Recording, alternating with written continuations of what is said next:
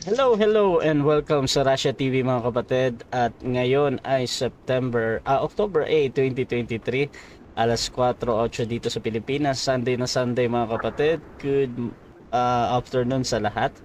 At meron tayong debate na magaganap ngayon between Seventh-day Adventist and Roman Catholic Church patungkol dito sa topic na True Church or tunay na iglesia.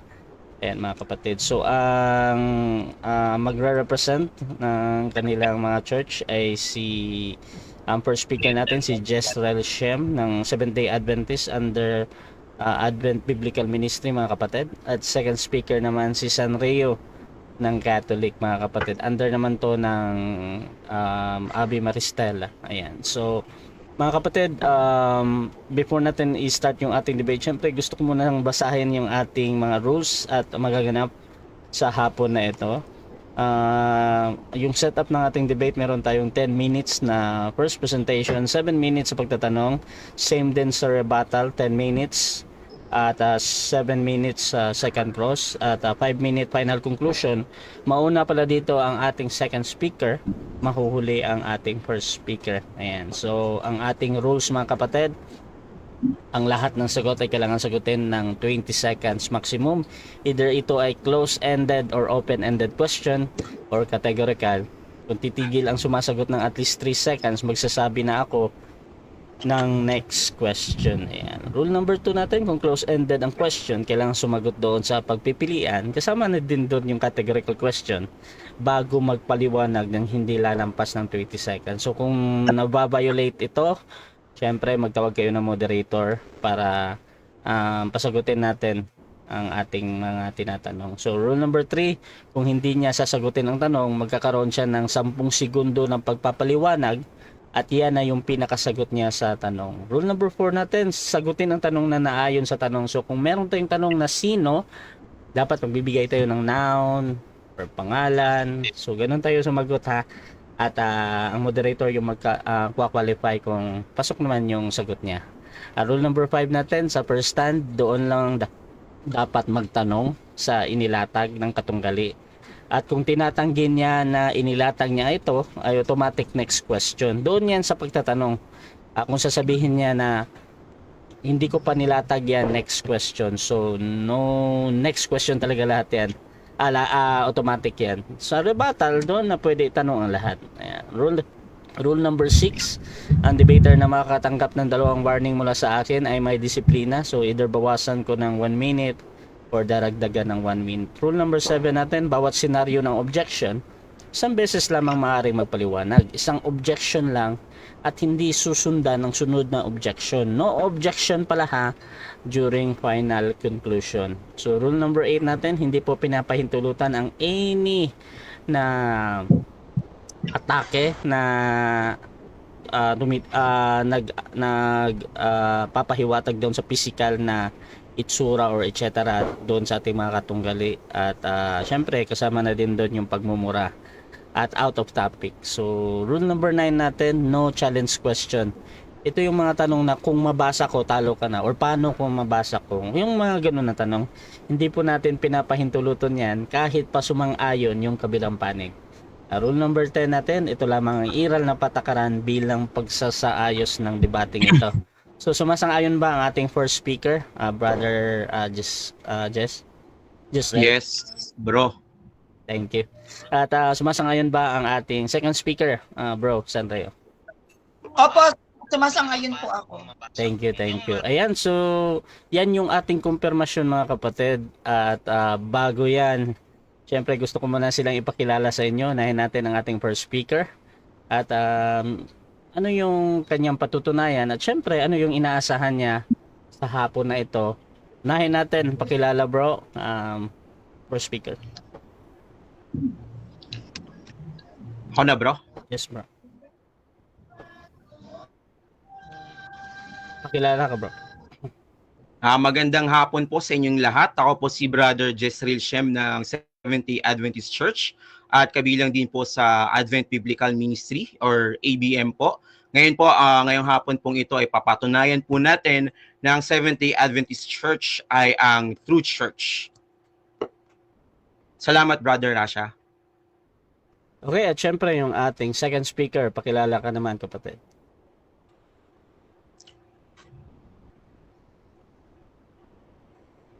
Hello po sa lahat ng mga Katoliko, mga Protestants po na nanonood ngayon. Maraming salamat po sa inyong pagsuporta. Ang laban po namin ito, baka mag-bash ha, baka mag-bash kayo kay kay Kuya Jezreel o sa akin. Magkaibigan po kami. No, ang gusto lang po naming patunayan dito, yung paniniwala namin sa mga doktrina namin, hindi po kami nag-aaway. Maglalatag lang po kami kung ano po yung doktrina namin. Kaya sa lahat po ng nanonood, makinig po tayong maigi. Mahalaga din po kasi na malaman din natin yung stand ng mga Seventh-day Adventist. Hindi lang puro dahil Katoliko tayo, Catholic na lang ang pakikinggan natin. Pakinggan din natin yung stand ng mga hindi Katoliko. Kaya po yung paglalatag po namin ngayon, friendly debate po ito, ha? Hindi po kami magkaaway, magkaibigan po kami. Uusap lang kami patungkol sa stand ng aming mga kinaaaniban patungkol sa True Church. Yun lang po. Maraming salamat. Mga bro, nag-open cam kayo? Oo, naka-open. Okay. Wait lang ha. Wait lang ha. Hindi ko kasi nakikita dito. Sa ano? Hindi naka-open kami. Hindi ko nakikita. Wait lang.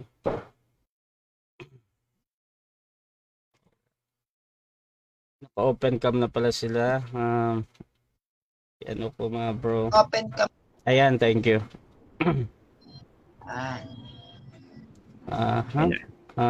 Prioritize video.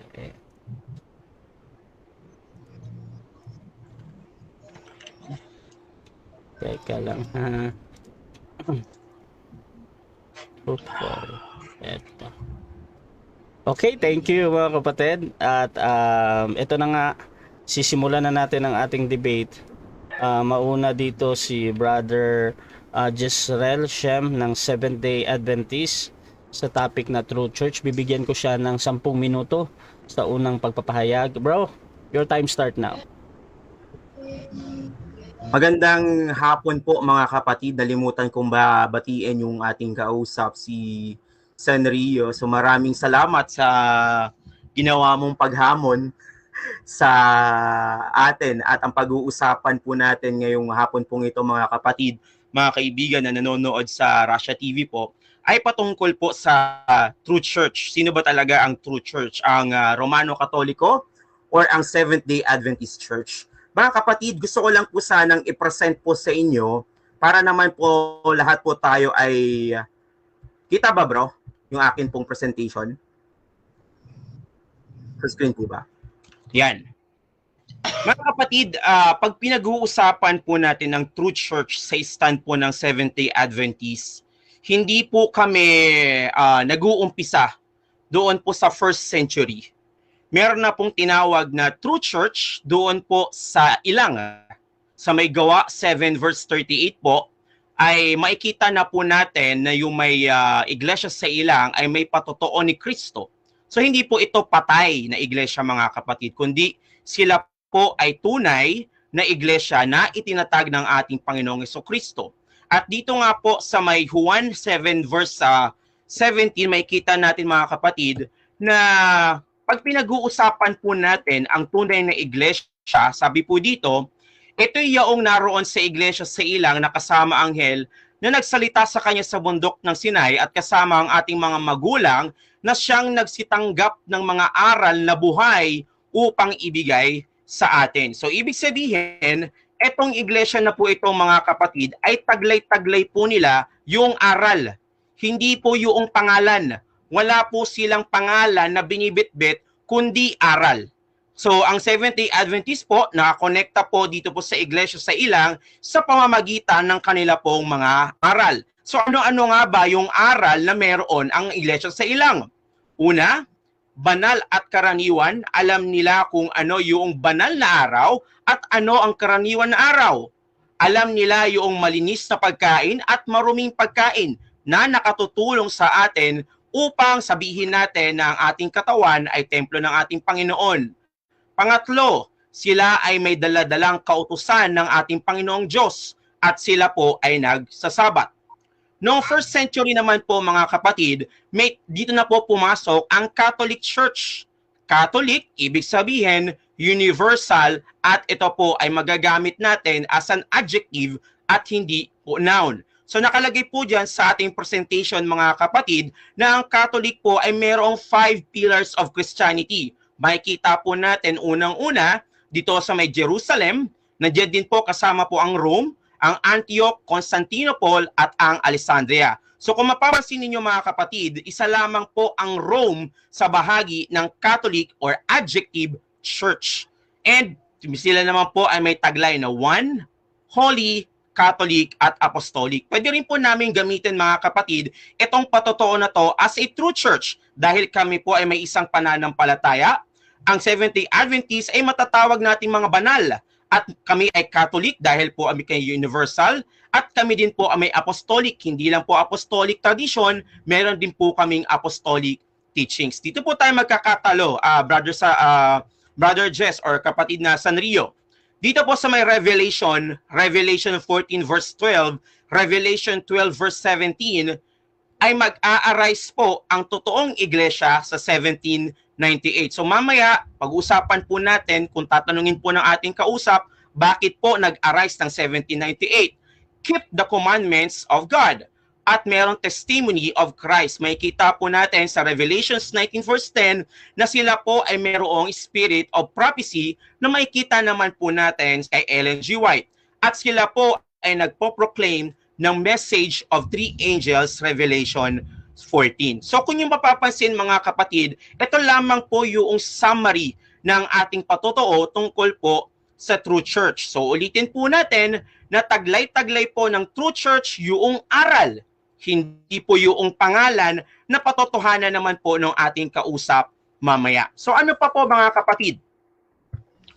Nabanggit na nga po natin kanina dito po sa Juan 7 verse 17 at sa Gawa 7 verse 38 na dapat ang tunay na iglesia ay nagtataglay po ng aral na mayroon si Kristo at ang mga apostol. Ganyan din po sa 1 Timothy 3 verse 15 na kung saan ang iglesia na ito ay nagtataglay at ito ang haligi ng suhay at katotohanan ng iglesia. Ano nga ba yung pinagkaiba namin sa RCC mga kapatid? Dito po sa Ephesians 4 verse 5, sabi po diyan, meron tayong dapat iisang Diyos. So totoo naman na dapat ang ating Diyos ay iisa. Sa Seventh-day Adventist po, we are directly worship God. Only God is worthy of worship, adoration, and praise. While the RCC or the Roman Catholic Church, napakarami lang intercessors. Kasama po diyan si Mary at iba-ibang mga santo. Dito rin po nakalagay sa one faith, iisa lamang yung sistema ng ating belief. Kung ang ating Panginoong Hesukristo at ang mga apostol ay nagsasabat, ganun din dapat ang aral na tinataglan ng isang tunay na iglesia. One and the same belief system. Panginoon, mga apostol, nagsasabat. While the RCC mga kapatid, hindi sila nagsasabat kundi Sunday ang kanilang ginagawa. At nakalagay po dyan, Jesus never went to synagogue on Sundays. And next, one baptism. Kung immersion ang ginagawang baptism ng ating Panginoong Hesukristo, ano nga ba yung ginagawa ng RCC? Kundi infant baptism na kung saan ito ay opposite doon sa baptism na ginagawa ng ating Panginoong Hesukristo. One and the same baptism with Jesus, yan po yung aming tinataglay-taglay na nakalagay dito sa 1 Corinthians 11 verse 1. Ano pa? Sabi po dyan, pag pinag-usapan po natin yung unbroken line mga kapatid, kung ang basis of claim po natin sa RCC, meron po silang listahan ng mga popes na mamaya ilalahad ng ating kausap. Titignan natin kung yan ba ay may katotohanan. While the Seventh-day Adventist, the belief system na aming taglay-taglay ay ang Sabat. The focus ng RCC, based on kanilang leader, kaya meron silang pope, mahilig sila sa mga ranggo, kaya hindi ho natin maiiwasan na pag pinag-usapan ho natin ang Roman Catholic Church, mas matindi yung kanilang hierarchy of needs, mga kapatid. While the Seventh-day Adventist Church We are belief-centered. No, ibig sabihin po yan, mas pinagtutuunan po namin ng pansin mga kapatid, yung aral na meron po kami at wala po sa pangalan. Kaya kung babanggitin mamaya ng ating kausap, puro pangalan na itatag ang Seventh-day Adventist Church, hindi po yan ang aming pinatotohanan. So dapat, ang itatanong niya po sa amin, patungkol po doon sa aral na taglay-taglay po namin. Continuity, ang RCC, may popes and ex-cathedra change, while the Seventh-day Adventist Sabbath is forever. Authenticity, so Peter, Linus, and Clement never claimed to be popes, and Jesus did not install an office of the Pope. May kita po natin yan sa may Ephesians 4 and 2, no mga kapatid, no, wala pong nilagay na Pope, and no biblical support. While the Seventh-day Adventists, tulad nga po na nabanggit natin kanina, kami po ay nakabase doon sa aral na taglay-taglay ng ating Panginoong Hesukristo at ng Apostol. Revelations 14 verse 12. Here is the patience of the saints. Here are they that keep the commandments of God and the faith of Jesus. And tinatawag din po ang Seventh-day Adventist na remnant church. No, mamaya pasubalian ng ating kausap kung ang Seventh-day Adventist or RCC ba ay may taglay ng ganitong katangian na sila yung nagkikip ng commandments ng ating Panginoon at may taglay-taglay na patotoo ng ating Panginoong Hesukristo. Ilang minutes na lang, bro? 40 seconds. Okay? So, i-read ko na po yung ating time dahil po para naman po mas mabigyang tone po natin yung ating mga katanungan na ibabato po sa atin ni Sanrio, mga kapatid. Okay. So, dyan natatapos ang unang pahayag ng ating first speaker, Brother Jezreel ng Seventh-day Adventist. At syempre, dako tayo sa 7 minutes na pagtatanong ng ating second speaker, Brother Sanrio ng Catholic. Your time start now. Unang tanong, kailan itinatag ang SDA? May 21, 1863. Okay. Kung May 21, 1863 itinatag ang SDA, yung Matthew 16 verse 18, Pedro, sa ibabaw ng batong ito, itatayo kong aking iglesia, kailan niya na itatag? Kailan niya nagumpisa? Ang tinatanong mo ba sa akin, kapatid, ay kung ano yung Matthew 16 verse 18? Stop mo na. Mga bro, any clarification dito sa moderator ha, para clear tayo. So, tawag kayo ng moderator kasi para hindi kayo nag-uusap pa. So, ganito, merong clarification si Brother Jezreel. Ano nga yun bro, pakiulit mo na. Hindi kasi malinaw yung tanong ni Sanrio tungkol dun sa Matthew 16 verse 18. So, kailangan niyang i-rephrase yung question.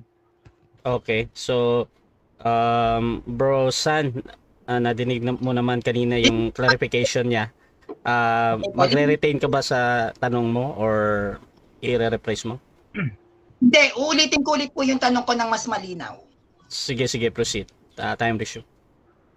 Tanong, kung ang SDA ay nabuo o nagsimula noong May 21, 1863, anong taon ang Matthew 16 verse 18 na sinabi, Pedro, sa ibabaw ng batong ito, itatayo ko ang aking iglesia? Anong taon yun nagsimula? Kung itatanong mo sa akin yung specific na taon, before 30 AD, bago mamatay yung ating Panginoong Hesukristo. Next question. Okay. So, bago mamatay ang ating Panginoong Hesukristo, sabi mo 30 AD. Before. No, yung 16 verse 18, so tinatanggap mo ba na hindi kayo ang iglesia na nasa Matthew 16 verse 18? Kami pa rin yun. Next question. Okay, pwede mo bang ilatag dito yung connection ng SDA dun sa Matthew 16 verse 18? Gusto mong ilahad ko kung bakit kami nakakonekta sa Matthew 16 verse 18? Objection. Yun ba yung, Time stop. So again bro, Jezreel, tumawag ka talaga ng moderator bro pag meron kang clarification ha, para mabigay natin doon. Para hindi kayo nag-uusap ba kasi ang ano talaga dito, tanong, magtatanong si Sanrio, ikaw sasagot ka. Kung meron kang concern, tawag ka ng moderator, ganun lagi. So, bros, sige. so, unahin natin yung objection mo na ha. Brosan, anong Kuya Rash. objection? Sige, proceed. Anong objection? Brother Rasha, objection. Oh. Siguro doon tayo sa ano. Una, Bro. hindi ko siya Bro, Jess, wait lang bro ha. Sige, bro. Mamaya pakikinggan kita, pero nauna kasi si Sanrio. Okay. Bro San, ano yung objection mo ulit? Kasi sabi niya po, may kaugnayan daw ang SDA sa Matthew 16. Okay.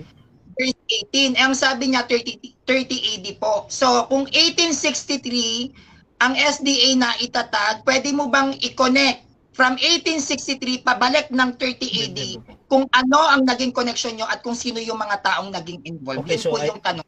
Okay, so I think yan yung tanong mo to clarify doon sa kabilang panig.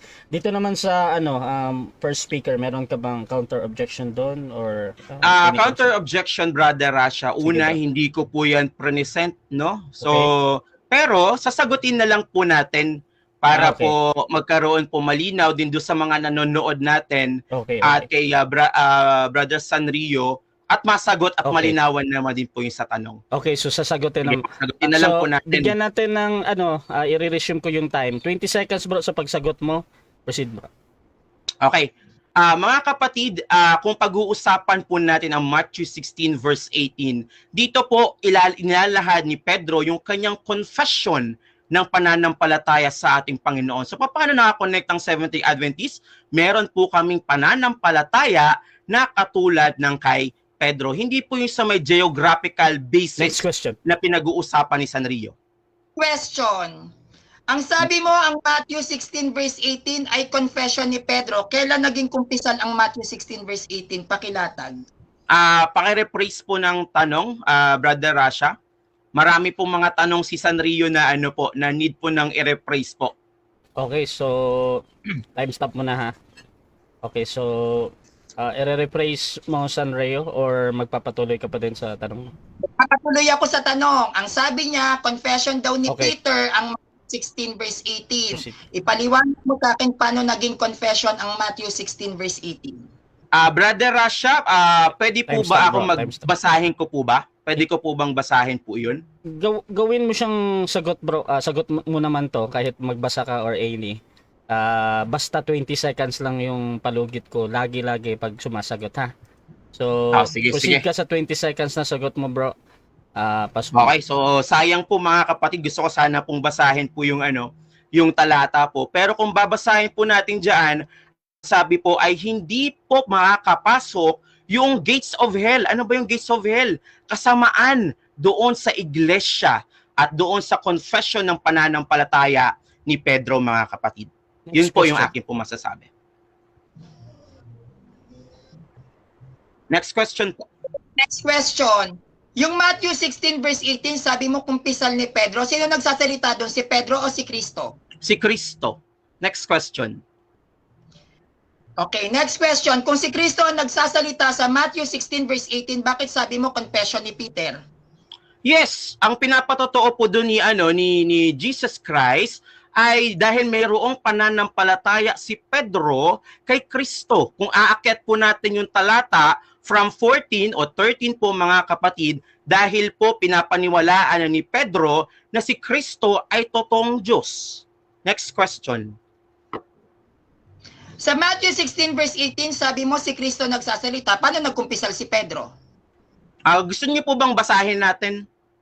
Time stop muna. Kaso nga lang po, hindi po ina-allowed Time stop ng na. ating pong moderator na magbasa po. Time stop muna, time stop. Okay. So, bro,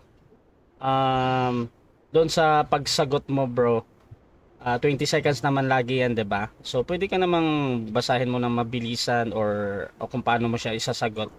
Basta kasi nagtatanong, nadidinig ko nagtatanong ka ba? Or Oo nga eh. or ibigay mo sa moderator kung meron kang clarification. Pero I think ready ka namang sumagot. 3 minutes and 6 Now. seconds, bro. 20 seconds, bro. Proceed mo yung sagot mo, bro. Sige, sige. Dito tayo, akyat tayo doon sa talata. Ngayon, pwede na po tayo. Dito po sa may verse 16, sabi dito, siya, Time stop, oh, time stop. Okay. Anong objection natin, San? tayo pwedeng umakyat sa talata Matthew 16 verse 18 ang binubutas ko po sa kanya. Ah, Nilalatag ko sa counter objection po. Okay, counter objection, sige. Counter objection, paano natin malalasap yung context ng talata kung hindi po tayo akyat dun sa taas? Okay. Yarash. Okay na, San. Okay na ha. So, one at a time objection lang. Ang objection ni San patungkol doon sa pagsagot ni Jezreel na iaakyat daw niya. Ngayon si Jezreel naninindigan na yan yung isasagot niya. Ito yung ating desisyon mga kapatid. During talaga sa pagsagot, basta hindi nababiolate yung ating rules, tuloy-tuloy pa din yan, San. So, bahala siya kung paano niya sagutin ang tanong at yung audience naman yung magtitimbang niyan. At doon ka na lang sa rebuttal i-explain mo kung ano yung napapansin mo. Pero valid answer proceeds just 20 seconds, bro. Ah, Bro, brother siya? proceed ka bro sa pagsagot, bro. Sige. Akyat tayo dito sa talata, dito sa may verse 16. Ito po yung konteksto ng talata, mga kapatid. Sumagot si Simon Pedro, kayo po ang Kristo, ang anak ng Diyos na buhay. At ito pa, Sanrio, 44 say that the rock is Peter's confession of faith in Christ. Among them, Origen and Chrysostomum. Okay? So, pinag-uusapan po natin yung mga church fathers. Ang sabi mo, Matthew 16 verse 18, si Pedro yung nagkumpisal. So, pwede ka bang magkumpisal kung hindi ikaw ang nagsasalita? Pare-praise ng tanong po. Okay, mas lilinawan natin. Ang sabi mo, ang Matthew 16 verse 18, confession of Peter. Pwede ka bang mag-confess ibang tao nagsasalita? Yes or no? Hindi. Next question. Okay. Kung hindi pala pwedeng mag-confess na ibang bibig ang nagsasalita, bakit sabi mo ang Matthew 16 verse 18 ay confession of Peter? Yes. Yes, confession ni Peter, yung kanyang pananampalataya sa ating Panginoon. Remember, ang ating pong subject diyan ay si Pedro at ang nagsasalita doon sa Matthew verse 18 ay ating Panginoong Jesucristo. And Next question. ulitin ko po, ating moderator, wala na naman po yan doon sa akin pong pinipresent. Sinasagot ko na lang po. Time stop mo na. Okay. So, nagsabi na ako ng next question, bro, no? Kung meron kang kasi hindi ko ma-pinpoint kung kasama ba 'yun sa sagot mo or parang nagsasalita ka sa moderator, bro ba. So, I suggest na sabihin mo lang na objection moderator or something ganyan, any clarification para hindi ako malito kung either kasama ba 'yun sa sagot mo or dinudulog mo sa akin ba. Okay. So, pero kanina bro, nagsabi na ako ng time. Ngayon, next question na ito. Bro, San? Next question. Matthew 16 verse 18. Pedro, sa ibabaw ng batong ito, itatayo ko ang aking iglesia. Si Kristo ang nagsasalita. Paano naging confession of Peter ang Matthew 16 verse 18? Brother Rasha, objection po ulit. Stop. Dito na po ako mag-ano po. Okay, Una sa objection, lahat po, Sanrio, sana ang nire-rebat ay ang presentation ko po. Ang Objection. Wait lang, San. May counter objection naman. naman. Ng ating kausap moderator, nagbabato ng tanong na wala naman po doon sa aking presentation. Magbato po siya ng tanong regarding po doon sa aking presentation. Okay. Yun po sana. Okay, so na pupuntahan natin yung ating rules dito na kung wait lang. So kung tinatanggi ng ating debater dahil nga ay hindi pa niya yon pinahayag kanina, ang ating rules kasi diyan ay automatic next question. Nabasa niyo, nag-agree naman kayong dalawa yan diyan. At dito sa San, may sasabihin ka San sa objection niya? Apo, may sasabihin po akong objection. Yung nilatag ko po na tanong sa kanya, nilatag niya po. Nasa stand Okay. po yan ang sabi niya, ang Matthew 16 verse 18 ay confession of Peter. Okay, okay. Hindi po Ah, yan Okay, okay na, okay na. Okay, okay, okay. mag-ano. Okay na, okay na, okay na. So, ganito ang nangyari, no? Yung counter objection naman, sinasabi na nilatag niya. So, however, ganito mga bro, hindi ako judge sa inyong dalawa kung sino yung nagsasabi ng tama or sa audience na lang yan, makikita nila. Pero since ang ating Rose, pag tinanggi niya talaga, automatic next question yan. Ganun lang yan, ha? Nasa kanila kung tingnan na lang nila kung paano. So, next question, San. 1 minute and 3 seconds. Ano yan? Pakiulit. Who founded SDA? Seventh-day Adventist. Tatlo. Meron po tayong co-founders, kasama po si Joseph Bates, James White, and si Ellen G. White. Pero sila po ay hindi po nagtatag ng iglesia po, mga kapatid. Dahil ang founder po talaga ng Seventh-day Adventist Church ay walang iba kundi ang ating Panginoong Hesukristo. Sila lamang po ay matatawag nating builder po. Okay. So, if founder ni Jesus Christ ang Seventh-day Adventist, can you please give me an standard references na magpapatunay that the Seventh-day Adventist was founded by Jesus Christ? Standard references. Dito po sa aming fundamental beliefs, number... Dito po sa aming... Gusto niyo bang makita?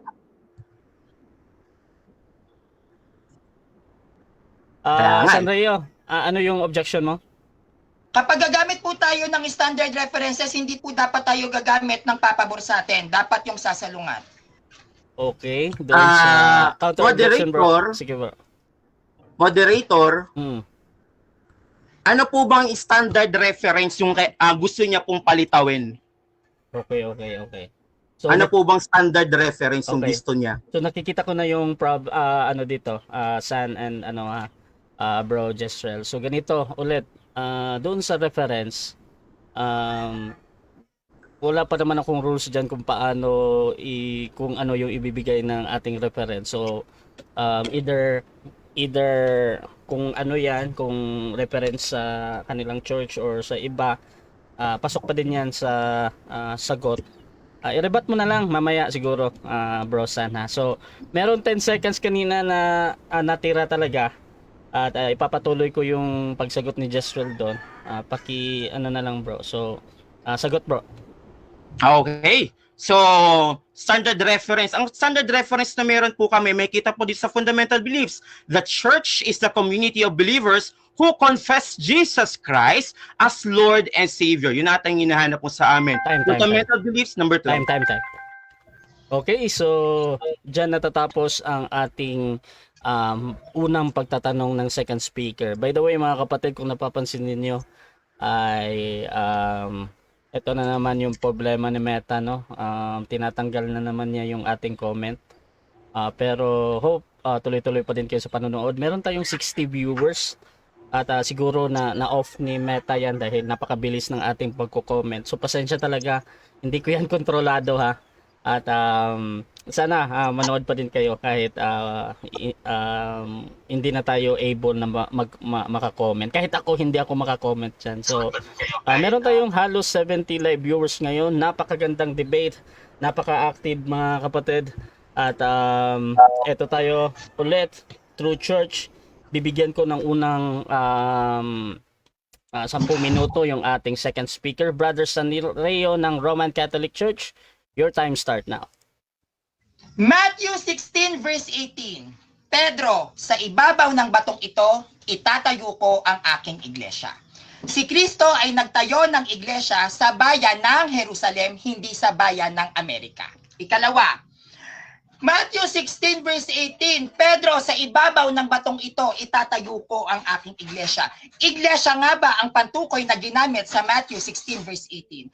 Ayon sa early Christians at sa mga Bible scholars, which is nagkaroon ng compiled at ambag sa pagkakabuo ng Bible, hindi po iglesia ang binanggit dyan. Kahal.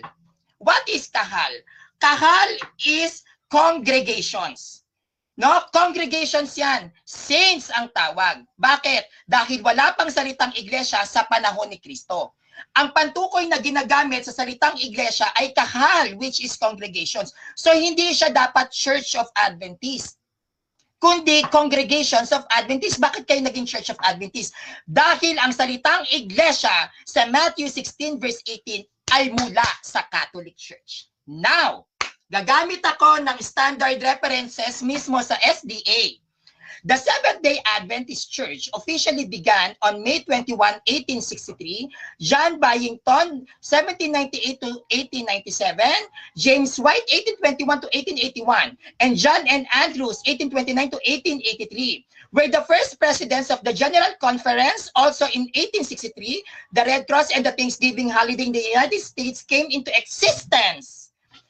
Thus, in 2023, the denomination is not alone in celebrating 160 years since its founding. 160 years nung kayo ay naitatag.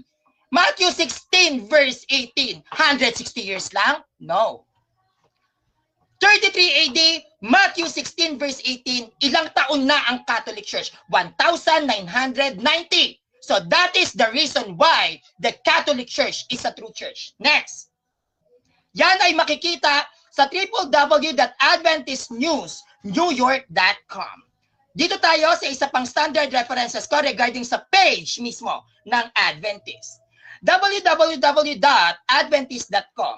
As quick overview, the same Seventh-day Adventists represent the Seventh-day Adventist Church, its institutions and organizations, its local churches and its members. The name and the logo are trademark and registered identities. Ang sinabi dito, institutions and organizations. So hindi kayo religion. Unang-una yan. Mismong references nyo yan. Ikalawa, kayo daw ay sect registered. Nakalagay ba sa Matthew 16 verse 18? Pedro, sa ibabaw ng batong ito, itatayo ko ang aking iglesia at iparehistro mo. That's wrong. Wala pang sect registered during Matthew 16 verse 18. Palpak ulit. Ngayon, saan ba nag-usap si Pedro at si Kristo sa Matthew 16 verse 18? Sa Amerika ba? Hindi. Saan? Sa Jerusalem. Now, pag-usapan natin, ano nga bang relihiyon ang nasa Jerusalem? Okay. What are the three major religions in Jerusalem? Ayon sa www.binharimtours.com. Jerusalem is held sacred by the three major monotheistic religion. May tatlong religion na umiiral sa Jerusalem. Ano ito? Which is Christianity or the Catholic Church, Judaism, and Islam. Each of these religions has sacred, traditional, and ancestral sites within Jerusalem. In ancient times, Jerusalem was believed to be the center of the world. So yung Islam, yung Judaism, at yung Catholic Church, pinaniniwalaan ng Jerusalem na may sinaunang kasaysayan. SDA meron ba? 1863? Wala. So anong tawag sa inyo? Nga. Okay, dito tayo. Matthew 16 verse 18, ito ay naganap ang pag-uusap at conversation na ito sa bayan ng Jerusalem. At merong tatlong major religions. Ano ito? Islam, Catholic, and Judaism. Now, this is ang latag ko. Islam has Quran and Islamic calendar. Judaism has Tanakh and Hebrew calendar. Tayong mga Katoliko, may compiled Bible which is the Latin Vulgate and we have Gregorian calendar. Bakit sila tinawag na religion? Because may sarili silang aklat na binuo at meron silang sariling kalendaryo. Ang SDA, meron ba? May sarili kayong kalendaryong binuo? May sarili kayong Bible na compiled? Wala. So 1, 2, 3, guys. Nga. Okay. Dito tayo from Jerusalem to Philippines. Gawa 23 verse 11. Kinagabihan, nagpakita ang Panginoon kay Pablo at sinabi sa kanya, lakasan mo ang iyong loob, no? Lakasan mo ang iyong loob, nagpatotoo ka tungkol sa akin dito sa Jerusalem. Ganon din ang gagawin mo sa bayan ng Roma. So malinaw sa Gawa 23 verse 11 na si Kristo ay nag-utos na ang pananampalataya na nasa Jerusalem, dapat ito ay ilipat sa bayan ng Roma. Dito ngayon tayo, Rome to Spain. Gawa 15 verse 28. Kapag nagapanan ko na ito at aking maibigay na sa kanila ang nalikom, magdaraan ako dyan patungong Espanya. So si San Pablo ay dumaan sa Spain. So meaning to say, ang pananampalatayang nasa Roma ay inilipat sa bayan ng Espanya. Yung pananampalataya ng sa Jerusalem na inutos ni Kristo na ikaw, Pablo, ilipat ito sa bayan ng Roma. Si Pablo ngayon na ang pananampalataya na inilipat sa bayan ng Roma ay binigay sa bayan ng Espanya. So dito tayo, Espanya sa Pilipinas. Hindi tayo pwedeng mag-Bible alone ngayon. Bakit? Kung aaralin natin ang kasaysayan ng Espanya, ang nag-convert sa kanila into Christianity is Apostle Santiago, Apostle James. Hindi po si San Pablo. Pero si San Pablo ay nakarating sa bayan ng Espanya. Walang mababasa sa Bible na si Santiago ang dahilan kung bakit Kristiyano ang dating paganong bansa na Espanya. Kaya hindi kami Bible alone. Now, kung ang Espanya ay napuntahan ni San Pablo, Katoliko, ano yan? Kristiyanong bansa. Saan galing si Ferdinand Magellan? Si Ferdinand Magellan ay isang Portugis na citizen ng Espanya na naghahanap ng spices 1521 March 21. Nung narating ni Ferdinand Magellan ang Pilipinas, bit-bit niya ang pananampalataya na dinala ni San Pablo at ni San Santiago. Ang Christianity sa Pilipinas, tayong mga Katoliko, ang ating pananampalataya ay bit ni Ferdinand Magellan. Kaya tayo, mga Katoliko sa Pilipinas, ay apostolado. Dito tayo, SDA sa Jerusalem. Gumamit ako ng www.advocate.travel.com. Ang sabi rito, the International Seventh-day Adventist Church in Jerusalem was established in Jerusalem in 1962. 1962 lang kayo nagkaroon ng church sa Jerusalem, which is hindi pa kayo kinikilala ng Jerusalem. So meaning to say, lalabas ang Matthew 16 verse 18, 1962 nagsimula? That's wrong. Gagamit ulit tayo. Ang Seventh-day Adventist ay walang sariling Bible. Ang sabi rito, Seventh-day Adventist Encyclopedia Arkansas, the Seventh-day Adventist Church or SDA is a Protestant denomination. Hindi kayo religion. Hindi kahit kailan naging religion ang Protestant. Tuloy. Protestant denomination characterized by its observance of the biblical Sabbath, which is Saturday, its emphasis on the imminent second coming of Jesus Christ, and its fundamental creed. The Bible and the Bible alone, officially founded in 1863 by Joseph Bates, James White, Ellen G. White. So paanong naging 1863? Ang Matthew 16, verse 18. Pag sinabing Protestant, Protestantism, Christian religious movement, samahan. Ang binuo ni Martin Luther na ama ng protestante ay hindi religion. Isang samahan, isang movement, isang institution, isang organisasyon, but it's not a church. Why SDA call yourselves as Seventh-day Adventist Church? You are a movement because you are a Protestant. And the religion is not a Protestant. The Protestant is not a religion, it is a movement. How can you call yourselves as a religion? If you are a movement, your father is Martin Luther. You are not inside the Christianity because the true Christianity and the true Christian church is the Roman Catholic Apostolic Church. Yun po, Kuya Rasha, ang presentations ko ngayon. So dyan nagtatapos ang first presentation ng ating second speaker, Brother Sanreo ng Roman Catholic Church. At syempre, dako tayo sa ating pagtatanong, Bro Jezreel ng Seventh-day Adventist. 7 minutes para sa iyo, bro. Your time start now, bro. Ang una kong tanong, punta tayo doon sa Matthew 16 verse 18. Mayroon ka bang mababasang talata na nakalagay po dyan ay Roman Catholic Church? Meron o wala? Wala. Kasi ang palagay doon sa Matthew 16 verse 18, aking iglesia, wala din pong pangalan doon ng Seventh-day Adventist. Next ang binanggit po question. sa Matthew 16 verse 18, aking iglesia.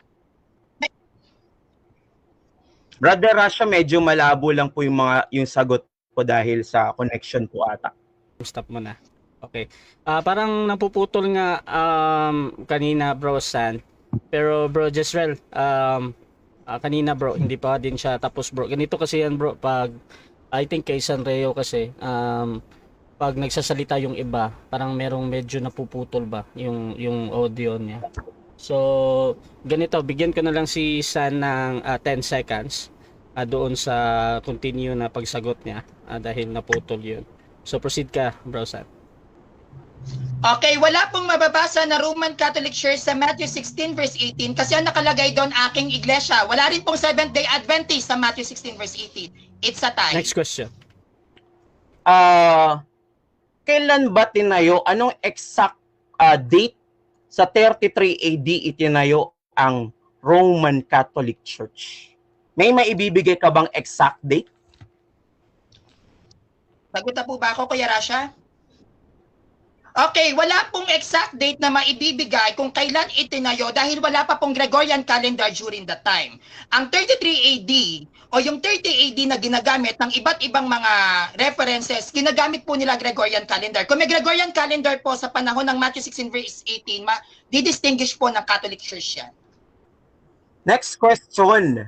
Dito sa may Catholic Pastoral Bible, sabi dito, merong petsang nilagay. April 730 AD, namatay ang ating Panginoon. Bakit ngayon wala ka ng petsang maibigay kung kailan na itayo ang Roman Catholic Church noong 33 AD? Sagot na po ba ako, Kuya Rasha? Ang AD at BC ay mula sa Gregorian calendar. Ang Gregorian calendar ay binuo ng Santo Papa ng Iglesia Katolika. And during that time, sa panahon ng Matthew 16 verse 18, wala pong Gregorian calendar. Kaya yung nilalatag mo po ay hango sa Gregorian calendar. So inaamin mo ba, kapatid, na taliwas yung sinasabi mo? Kasi dito sa may Catholic Pastoral Bible, sayang hindi ko mapakita, meron silang binigay na date. April 7, 30 AD, namatay ang ating Panginoon. Pero ngayon, wala kayong maibigay na exact petsa na 33 AD itinatag ang Roman Catholic Church. Bakit? Sagot na po ba ako, Kuya Rasha? Ang Catholic Pastoral Bible, sabi mo nga Catholic, ay yan ang ginamit nila, Gregorian calendar. Now, I am asking you, meron bang Gregorian calendar sa panahon ni Kristo? Wala. Kaya yung base sa taon ng pagkamatay ni Kristo ay hinango yan sa Gregorian calendar. Pero walang makakapagsabi kahit Next ang question. Okay, next question. Ano ba yung tawag dito? Ano yung sa Greek yung Petra? Sorry. Ano sa Greek yung yung bato? Kuya Rasha, option, Okay. Anong objection natin? hindi po ako magpapayag na maglatag siya ng hindi pamilyar ang mga tao sa lengguwahe kasi hindi po ako nag-Greek. Okay. Counter objection. Counter objection kasi nilalatag niya po yung Matthew 16 verse 18. Siguro na lang natin, next question na lang natin kasi Sige. mukhang hindi ata alam sa Greek yung ating pinag-uusapan. Sige, next question. na lang. Dito sa libro ng Catholicism ni Richard P. McBrien, sabi niya dito, kung nagtatag nga ba yung ating Panginoong Jesucristo ng church gamit yung Biblia, sabi niya dito, the answer is no. If by found, we mean some direct, explicit, deliberate act by which Jesus established a new religious organization. Anong masasabi mo dito? Well, ang masasabi ko dyan sa nilalatag mo na kung hindi kami tatag ni Kristo, ay hindi yan Catholic na kaanib. At kung yan ay Katoliko na sinasabi mong hindi kami tatag ni Kristo, sino nagtatag sa amin? Marami akong standard na maitatag sa iyo. Jesus Christ founded by the Catholic was founded. Okay. Next question, kung kayo yung tatag ng ating Panginoong Hesukristo, meron ka bang mababasa sa Biblia na ginamit ng ating Panginoong Hesukristo, yung pangalang Roman Catholic Church? Kami yung tatag ng Panginoong Hesukristo. Unang-una, kami ay 1,990 years na. Ikalawa, wala pang Bible, may Catholic Church na. Meron kaming apostolic traditions. Kami ang tatag ni Kristo kasi wala pang Bible, meron na kaming Kristo. Samantalang iba, nagka-Kristo lang nung nagka-Bible na. Yun lang po yung sagot ko. Next question, kailan ba nabuo yung pangalang Catholic? Okay. Yung pangalang Catholic ay nabuo 1st century sa ilalim ni San Ignacio, early Christian fathers, naming mga Katoliko. And during that time, nung kami nabigyan ng pangalan, wala pa pong Seventh-day Adventist, wala pa pong Protestant. Catholic Church at ang magkakalaban lang po during that time, Pagano at Katoliko. Wala pong sulpot. Yun po yung sagot ko. Okay, next question. Kung 107 AD, di ba 107 AD kay Ignatius, nabuo yung Catholic Church. So, papaano mo nasasabi na alam ng ating Panginoong Hesukristo, 33 AD yung pangalang Catholic? Okay. Ng Panginoong Hesukristo ang pangalang Catholic dahil nung ito ay binigay ni San Ignacio na kami bibigyan ng pangalan ng Catholic Church, buhay pa po si San Pedro. Buhay pa ang mga apostol. So hindi lang naging aware ang mga alagad during that time kasi busy sila sa pangangaral dahil hindi pa laganap masyado ang Christianity doon. And 107 AD, wala pa pong Seventh-day Adventist, wala pa pong Protestante. Ano pa lang po ang umiiyak. Question. Sabi mo kasi na ang Seventh-day Adventist ay hindi Kristiyano. Meron ka bang maibibigay na pahayag na ang Seventh-day Adventist ay hindi Kristiyano? Meron po akong maibibigay. Ang nagbansag po ng tatawaging Kristiyano ang mga nasa Church of Antioch ay si Bishop Evodius, the second bishop ng Catholic Church. Wala po kahit kailan sa mga SDA, which is sabi mo ay 1863 kayo o 1861 itinatag, na nagsabing sila ay Kristiyano. Kami po ay binansagan ni San Evodius na nasa gawa na kayo ay tatawaging mga Kristiyano sa ilalim ng Church of Antioch at ang Church of Catholic Next Church. question. Ano ba ang ibig sabihin ng Kristiyano? Okay, ang salitang Kristiyano ay hindi po galing sa bibig ng mga Kristiyano o ni Evodius. Yan ay galing sa bibig ng haring pagano. No? Galing yan sa bibig. Objection, moderator. Objection, moderator. Hindi ko tinatanong sa kanya kung saan nanggaling yung Kristiyano. Tinatanong ko sa kanya yung definition ng Kristiyano. Okay, yung Objection. counter wait lang ha. Ang objection ng ating first speaker patungkol daw doon yung tinatanong niya sa meaning ng Christian. Counter objection doon, Sanrayo? Kailangan ko munang ilatag yung kung saan nagmula ang Kristiyano kasi ilalatag ko naman kung bakit tinawag na Kristiyano, hindi lang siya nagantay. Okay. So Okay, proceed. proceed again, ang tanong ay ano daw ang meaning ng Christian? Sanrayo, 20 seconds.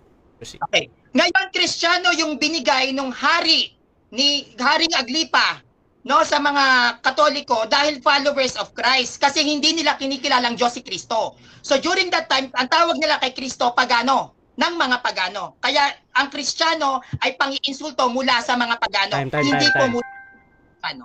7 minutes time. Ayan. So diyan nagtatapos ang first part ng ating debate, which is yung ating first stand at first cross. At punta tayo sa rebuttal mga kapatid. Again, sa mga bagong pasok dyan sa ating live, ang topic na pinag-uusapan nila ay patungkol dito sa True Church, either Adventist or RCC mga kapatid. Ang ating first speaker si Jezreel Shem ng Seventh-day Adventist under ng Advent Biblical Ministry. Second speaker naman si Sanrayo ng Catholic admin ng Abi Maristel. Ayan. So, dako tayo sa ating rebuttal. 10 minutes ito, Brother Jezreel. Your time start now, bro. Magandang hapon po mga kapatid. Kung mapapansin niyo yung ating kausap, hanggang ngayon po, hindi pa rin po niya hinihint yung mga patotoo at nilatag natin kanina na mga aral na galing po sa Seventh-day Adventist. Ano po kanyang ginawa? Siya po ay pumunta doon sa Matthew 16 verse 18 na wala naman po doon sa ating presentation. So gusto niya po kung dalhin doon sa topic na gusto po niya mga kapatid. No? And ganito pa po yung nakakabahala po mga kapatid. Wala po siyang nakuhang punto doon sa akin pong nilatag mga kapatid. So punta po tayo dito sa kanila pong ginawang presentation kanina. Hindi po matanong-tanong yung ating kausap patungkol po doon sa Greek. Bakit po? Kasi hindi niya alam kung ano po yung pinagkaiba noong Petrus at Petra sa Greek mga kapatid.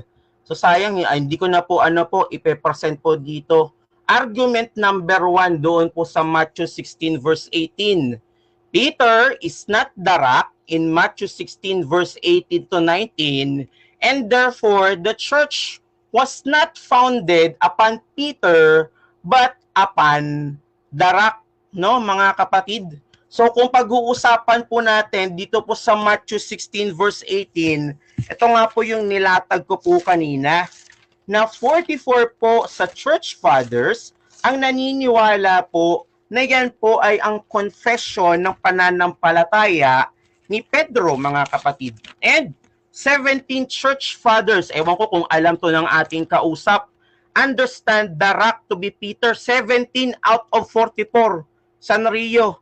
8 understood the rock to be the apostles, and 16 po doon interpret the rock to be Jesus Christ himself.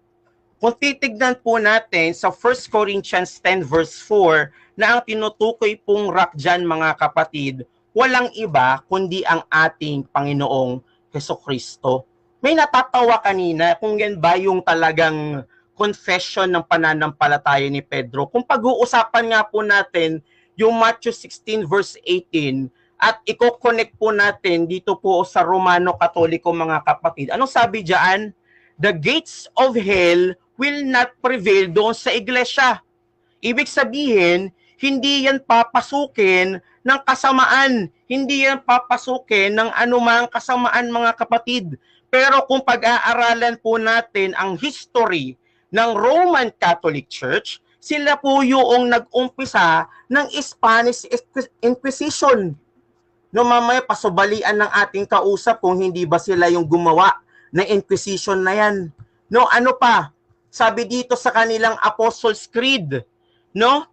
In the Bible, we cannot find the exact word Catholic referring to the church. Kaya yung sinasabi ng ating kausap na yung Roman Catholic Church makikita sa Biblia at yung Catholic definition makikita sa Biblia, wala po iyan. Dahil ang Catholic sa Biblia referring to universal. Kaya nga po nilagay sa aking presentation na Seventh-day Adventists are also Catholic. Dahil kami po ay universal. So binanatan niya ng binanatan yung Seventh-day Adventists base doon sa kanilang foundation. No? Pero kung ating pong pagbabasihan, the Seventh-day Adventists po, mga kapatid, we are not a founder but we are builder. Na nakalagay po sa Matthew 16 verse 18. Pag sinabi pong builder, mga kapatid, yung pundasyon nakalatag na po. No, basahin sa akin ni Sanrio mamaya, Jesus found the church or founded the church.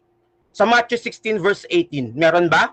Wala po. Ang nakalagay doon, Jesus built the church na ginagawa ng Seventh-day Adventist Church. Wala po kaming turo na ibinibigay na kakaiba sa tinuturo ng ating mga apostol at ni Kristo. E anong ginawa ng Catholic Church? Sayang po, hindi ko maipresent po dito. No? Ang dami pong aral ng RCC na wala po sa Biblia. O sabihin ng ating kausap kanina na hindi lang naman kami Bible alone, talagang hindi kayo magiging Bible alone. Kasi ang pinagbabatayan ninyo ng karamihan sa mga aral ninyo ay gawa na lang ng mga tao. Ano sabi sa Biblia? Kailangan ang aral na dapat taglay ng tunay na iglesia. Remember, ang pinag-uusapan natin true church. Napag-usapan na natin kanina, iglesia sa ilang, taglay nila yung aral. Eh anong ginawa ng ating kausap? Punta ng punta doon sa history. Puro mga technicality, geographical origin, mga kapatid. Yun ba yung aking patotoo? Wala po, hindi naman po. Kaya hindi niya po mahit-hit yung ating pinag-uusapan kanina. Next, ano pa? 107 AD, nabuo yung word na Catholic Church. Pero yung pinatotohanan ng ating kausap, tinayo daw ni Kristo yung Catholic Church kung saan wala na siya.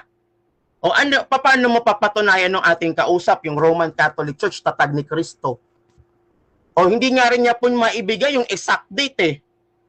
Di ba? Eh, tinawag pa niya sulpot ang Adventist. Pag sinabi po nating sulpot, mga kapatid, meron po ang exact date na maibibigay. Seventh-day Adventist Church, May 21, 1863. Ang Catholic, kinahamon ko po kayo.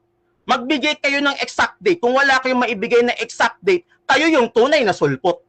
Balik po tayo doon sa aking presentation kanina. 5 pillars of Christianity, kasama lang po doon yung Rome. Kasama ang Antioch, kasama ang Constantinople. Ano ba nangyari sa Roman Catholic Church? Punta tayo dito sa history. 200 CE ni Irenaeus, Bishop of Lyon, dito po sa may France. The basic structure of the Catholic Church was in place. Remember po hindi Roman Catholic Church noong 200 AD. Anong nangyari dito sa Roman Catholic Church?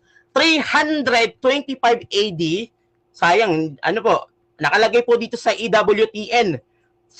For good lang nila ginamit yung Roman Catholic Church sa First Council of Nicaea. So pasabalian ng ating kausap to.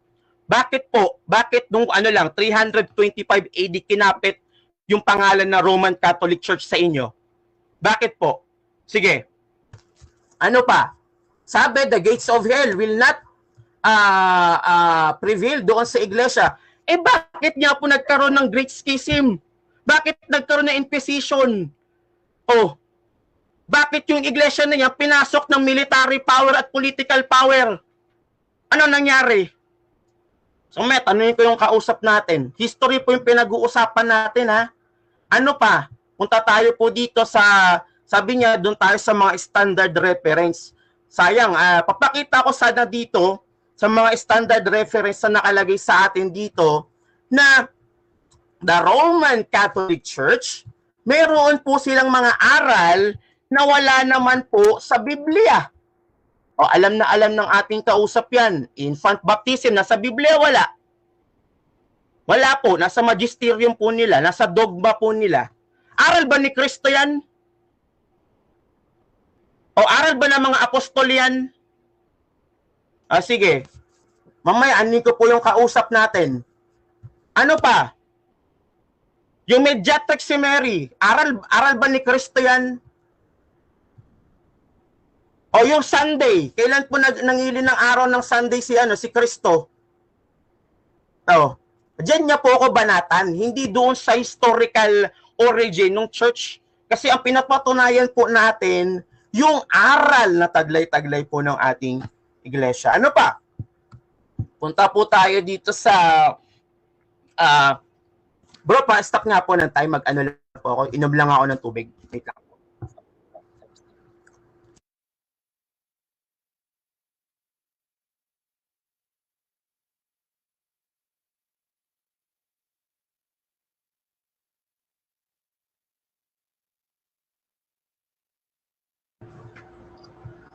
Okay, tuloy po tayo. Next, dito po tayo punta doon sa kanilang form works, apostolic. Yung papasi po ba nasa Biblia? Sige nga po, doon sa epistles sa Ephesians 4, nakalagay doon mga apostol, mga propeta. Meron po ba doon po? Mamaya, patunayan ng ating kausap na si Pedro po ay ang unang popo ng iglesia. Sige, tignan po natin mamaya. At mamaya maipe-present din tayo sa kanya. Okay, so yun lang po mga kapatid, yung ating pong rebat. So hindi po napapatunayan ng ating kausap na Seventh-day Adventist Church ay tatag ng ating Panginoong Hesukristo base doon sa aral na taglay-taglay ng iglesyang ito. Okay, so dyan natatapos ang rebuttal ng ating first speaker, Brother Jezreel ng Seventh-day Adventist Church. At syempre, dako tayo sa second cross ng ating second speaker, Brother Sanreo ng Catholic. Your time start now, bro. Unang tanong. Sabi mo, silpot ang Catholic Church. Sino na una? Catholic Church o Seventh-day Adventist? Kung ang pagbabasihan natin is yung historical facts, nauna po ang Roman Catholic Church. Okay. Pero, meron pa akong second, bro. Meron pa akong time. Pero ang sabi naman ng ating Panginoong Hesukristo, hindi mo makikita doon sa kung gaano katanda. Juan 7 verse 17, makikita mong tunay na iglesia sa aral. Next question. Dalawang tanong. Sabi mo, ang Matthew 16 verse ang Matthew 16 verse 18 ay hindi founded, kundi build. Yes, or no? Yes, bill po nakalagay. Okay. Sunod na tanong. Kung ang Matthew 16 verse 18 ay build, inaamin mo ba na hindi tatag ni Kristo ang tinutukoy sa Matthew 16 verse 18? Yes or no? Paki-rephrase ng tanong, moderator. Okay. Ang sabi niya po, Kuya Rash, hindi founded, kundi build. So yung Matthew 16 verse 18 na nababasa natin sa Bible, hindi siya founded by Christ. Yes or no? Yes. Brother Rasha, objection. Objection, bro. Ina-allowed po ba yung ganun pong action po sa sa debate natin? Yung may Okay. palakpak po or ano po? Okay, kung Ina-allowed po ba yun? Okay lang, bro. Ganito, kung nade-distract ka naman, pwede naman nating anuhin yung kabilang panig na po pwedeng hindi niya gawin 'yon. Sige po. Thank Pasensya you. na po. Natuwa lang Thank you. ako. Bro Jezreel, parang ka, bro. Parang naglalag konti, bro. Baka kasi nakikita ko dito parang kay Sanrio kasi naman on time naman yung sa niya, bro. Okay naman po. Baka gusto mong bro ba? Ano tawag dito? Pasok ka ulit, bro ba? Labas ka tapos Exit? pasok ka. Sige, bro. Kasi nadidelay yung paano bro. ako bro makakaan? I-end mo lang yung sige, call, sige. bro. Tapos i-call kita ulit. Sige. Sige, parang nadidelay yung mo. Ayan. Tawagan natin ulit. Kasi kala ko yung aking connection, pero kay Sanrio tuloy-tuloy naman. So baka sa kanya. Ayan. Tawagan natin ulit si Jezreel. Okay mga kapatid, habang naghihintay tayo, shoutout pala sa lahat ng ating live comments. Meron tayong 70. Pasensya talaga doon sa na comment. Hindi ko alam kay Meta talaga bakit minsan pag napakabilis ng comment, ino-off niya yung comment box natin. Pero sige lang, tuloy-tuloy pa din tayo. Bro Jess, tingnan natin kung okay na. Okay. Okay. Naglalag talaga. Pero okay lang yan, sa video lang naman. Pero yung boses mo on time naman. Okay. So, tuloy tayo, bro San. Time start na. Next question. Inaamin mo ba na kayo ang nasa Matthew 16 verse 18? Yes or no? Yes. Inaamin ko. Okay. Question. Kung inaamin mo na kayo ang nasa Matthew 16 verse 18, nasaan po ang katawan ni San Pedro na nagsalita po sa Matthew 16 verse 18? Pa-rephrase ulit ng tanong, moderator, pa-rephrase po. Tingnan ko po yung tanong. Sabi mo, kayo yung nasa Matthew 16 verse 18, kausap ni Kristo si Pedro. Kung kayo nasa Matthew 16 verse 18, dapat alam nyo kung nasaan yung katawan ng kausap ni Kristo. Nasaan po ang katawan ni San Pedro kung kayo po ang nasa Matthew 16 verse 18? Moderator, pertaining ba siya doon kung saan inilibing? Time stop. Yun ba yung ng tanong? Okay, clarification. Wait lang San ha. Clarification ni Jezreel, yung tinutukoy mo ba San ay patungkol doon sa labi ni San Pedro? Yes, Kuya Rasha, kasi siya po yung Okay. kausap ni Kristo sa Matthew 16 verse 18. Hindi po kasi Bible allow ng Catholic Church. Kailangan niya pong sagutin. Okay, so ang tanong, saan daw yung labi ni Pedro, parang ganon. Bro Jezreel, 20 seconds, ready ka nang sumagot, bro? Sige bro, sagot Sige, ako. proceed, bro. Base dito sa nabasa nating history, nakalagay po siya dito sa may Vatican, sa loob ng Vatican. And nakalagay din po dito, ano sabi dito, sa Bishop of Rome, ginawa siyang trophy. No? Ginawa siyang trophy. Hindi pala yun dahil ang mga Catholic ang naglibing. Ginawa siyang trophy. Pati yung Next question. labi ni Paul. Trophy lang pala. Yun ang aking sagot. Tanong, Inamin mo na yung labi ni San Pedro ay nasa Vatican. So inaamin mo na yung bangkay ni San Pedro ay nasa ilalim ng Catholic Church, yes or no? Moderator, Okay, anong objection, bro? objection, una sa lahat ang pinag-uusapan po namin ay true church.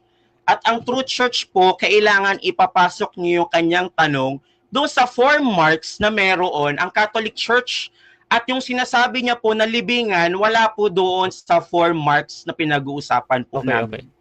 okay. Okay, so Objection wait lang San ha. So objection mo patungkol dun sa tanong na dapat doon lang siya magtanong sa 4 marks, no? Counter objection doon, San Rayo, sa objection niya. Kinakailangan po natin kalkalin ang history ni San Pedro dahil sa kanya po ipinagkatiwala ni Kristo ang iglesyang itatatag. Malinaw naman siguro sa Matthew 16 verse 18. Kaya mahalagang malaman natin kung nasan si San Pedro. Ganito ang ating desisyon ng pagtatanong doon patungkol doon. Tinitingnan ko naman as a valid question at wala tayong sa rules, wala kaming limitation kung paano magtanong. However, wala naman tayong pilitan dito. Pwede naman sagutin indirect 10 seconds or sagutin directly 20 seconds or sabihin mo lang next question dahil ganito mga third single phrase. So anong gagawin natin, bro Gisrael? Sige, sagutin ko na lang. 20 seconds na sagot to or sa 10 seconds? Sige. Ulitin ko po, wala po doon sa 4 marks ng kanyang patotoo. Kung ang gusto niya pong pag-usapan yung libingan, bakit po yung Dead Sea Scrolls ng mga Kristiyano nakita po doon sa Muslim country? So, ganun po ba yung patotoo po natin pag nakalibing sa inyo, nasa inyo na? So, yun po yung aking pong sagot, moderator. Next question. Next question. Kung kayo nasa Matthew 16 verse 18, nakausap ba ni Ellen G. White si Apostol Pedro, 33 AD? Hindi po. Next question. Okay. Kung hindi nakausap ni Ellen G. White, 1863, ang SDA ni San Pedro, paano mo nasabing kayo yung nasa Matthew 16 verse 18?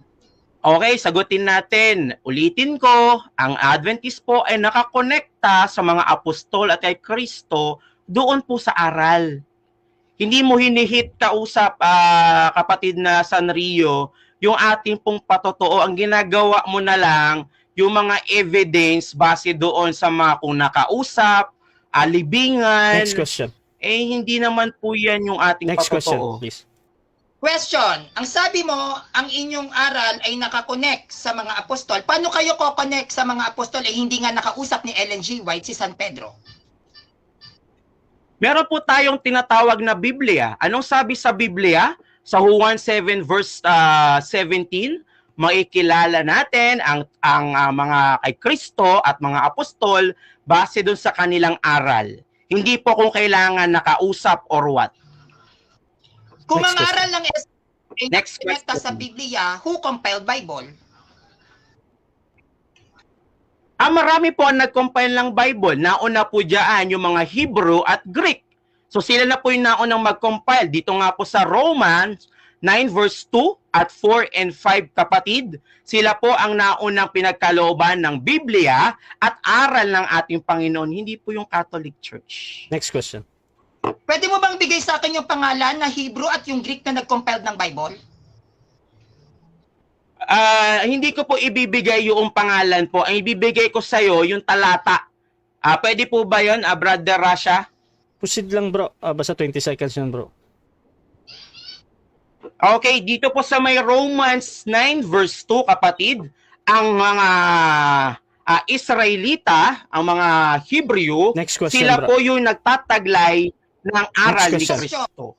Sino nag-compile ng aklat ng Roma na ginagamit mo ngayon? Ayan po ay kinompile ng mga Griego. Grego? Next question. Yes po. So, yung gamit mo, paano naging Tagalog? Kung mula siya sa Greek. Tinranslate po. Tinranslate po ng Tagalog. Hindi po ng Roman Catholic Church po. Okay, sino po Next na-translate question. sa Bible? Subject ng gamit mong Tagalog Bible? Ano na? Nawawala. Sino ang nag-translate ng gamit mong Tagalog Bible? Hindi ko alam. Siguro kailangan mong patunayan yun. Hindi ko kilala yung specific na tao. Next question. Yung gamit mong Tagalog Bible, saan niya kinuha yung translations niya? Baka may alam ka din. Moderator, Stop. Okay. Bro, medyo nawawala na po siya doon sa topic natin na Truth Church. Pumupunta na po siya doon sa usapang Bible. Kung gusto niya pong pag-usapan yung Bible is a Catholic book, pwede po nating i-reschedule yung atin pong debate po kung yun ang po patutungan ng usapan po. okay. Objection, Kuya Counter Tata. objection. Sige. Siya po ang nagsabi na ang nag-compile ng Bible daw ay Greek at Hebrew. Siya nagdala dyan. At bahagi ng True Church ang Bible dahil lahat ng True Church may sariling compiled. Hindi po ako lumilihis. Okay. Usapan. So, ganito mga kapatid, sa rebuttal stage kasi, pwede na talagang itanong lahat yan basta pasok sa pinag-uusapan at kinoconnect nga ni Sanreo yung Biblia at True Church. However, again, wala naman talagang pilitan dito kung paano sagutin or kung ano yung tinitingnan niya patungkol sa tinatanong. At actually, meron na lang 11 seconds. So, Bro Jisrael, paano anong gagawin natin, bro? Sasagot ka ba ng 20 seconds or yung 10 sige, seconds sagot na lang indirectly? tayo. Or next question? Sagot na lang tayo. Sige bro, 11 seconds lang ito bro ha. Okay. Proceed bro. Okay. Romans 3 verse 2. Totoong nakakahigit ang mga Hudyo sa maraming bagay. Hudyo pinag-usapan, hindi Catholic. Una sa lahat, ipinagkatiwala sa kanila ang salita ng Diyos. Hindi po Roman Catholic Church. Okay, so dyan natatapos ang pangalawang pagtatanong ng ating second speaker sa first speaker. At dako tayo sa kanyang rebuttal. 10 minutes, Bro Sanreo ng Catholic. Again, True Church, your time start now. Rebuttal. Okay. The Catholic Church is a true church. Why? Para masabing true church ka bilang isang simbahang Kristiyano, meron ka dapat sinaunang Kristiyano. Dahil ang iglesia ay tinatag sa sinaunang panahon. Pag sa sinaunang panahon na itatag ang iglesia, dapat meron kang sinaunang Kristiyano. Pag wala kang sinaunang Kristiyano, peke ka. Pangalawa, ang lahat ng religion may sariling compiled na aklat. Ang Islam may Quran, ang Hinduism may Hinduism na aklat. Ang mga Buddhist, ang lahat, even the Judaism, meron silang Tanakh. The Catholic Church may Latin Vulgate. Kaya tayo, religion. Ang tunay na iglesia, dapat ikaw ay religion, hindi ka protestante. Pangatlo, ang lahat ng major religions na umiiral sa buong mundo ay may sariling binuong kalendaryo. May Islamic calendar, may Chinese calendar, may Hebrew calendar, and the Catholic Church has a Gregorian calendar. Pag wala kayong sariling binuong kalendaryo, hindi kayo religion, hindi kayo true church. Bakit? Wala kayong traditions. Dahil ang mga may traditions mula mismo sa sinaunang panahon. So kung walang traditions, peke ka. Ika-4, may apostolic succession. Pag sinabing apostolic succession, kailangan kaya mong iugnay ang kinaaniban mo sa mga alagad. At para may ugnay mo, ang kinaaniban mo sa mga alagad, dapat may katibayan ka. Alin ang unang-una doon? Yung mga bangkay nila. Nasaan ang bangkay ng mga 12 apostles? Pag wala kayong bangkay ni isa sa 12 apostles, peke kayo.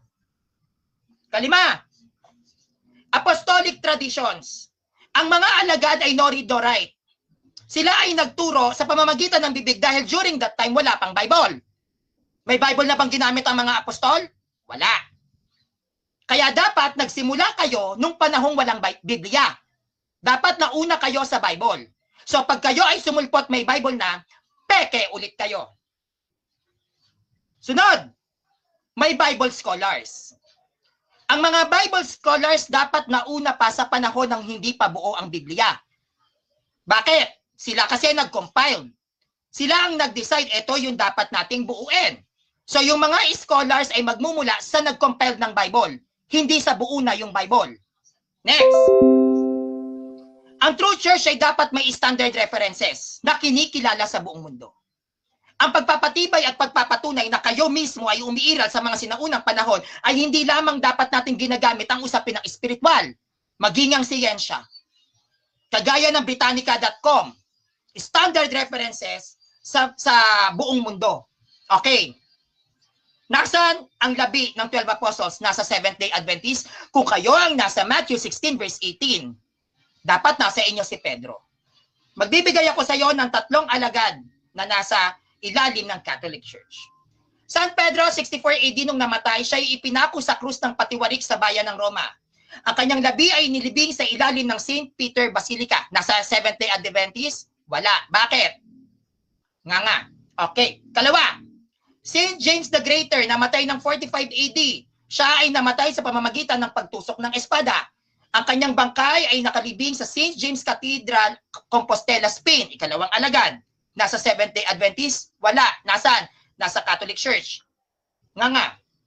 Dito tayo sa pangatlo. St. Jude Tadeo. Si St. Jude o si San Judas Tadeo ay namatay ng 72 AD.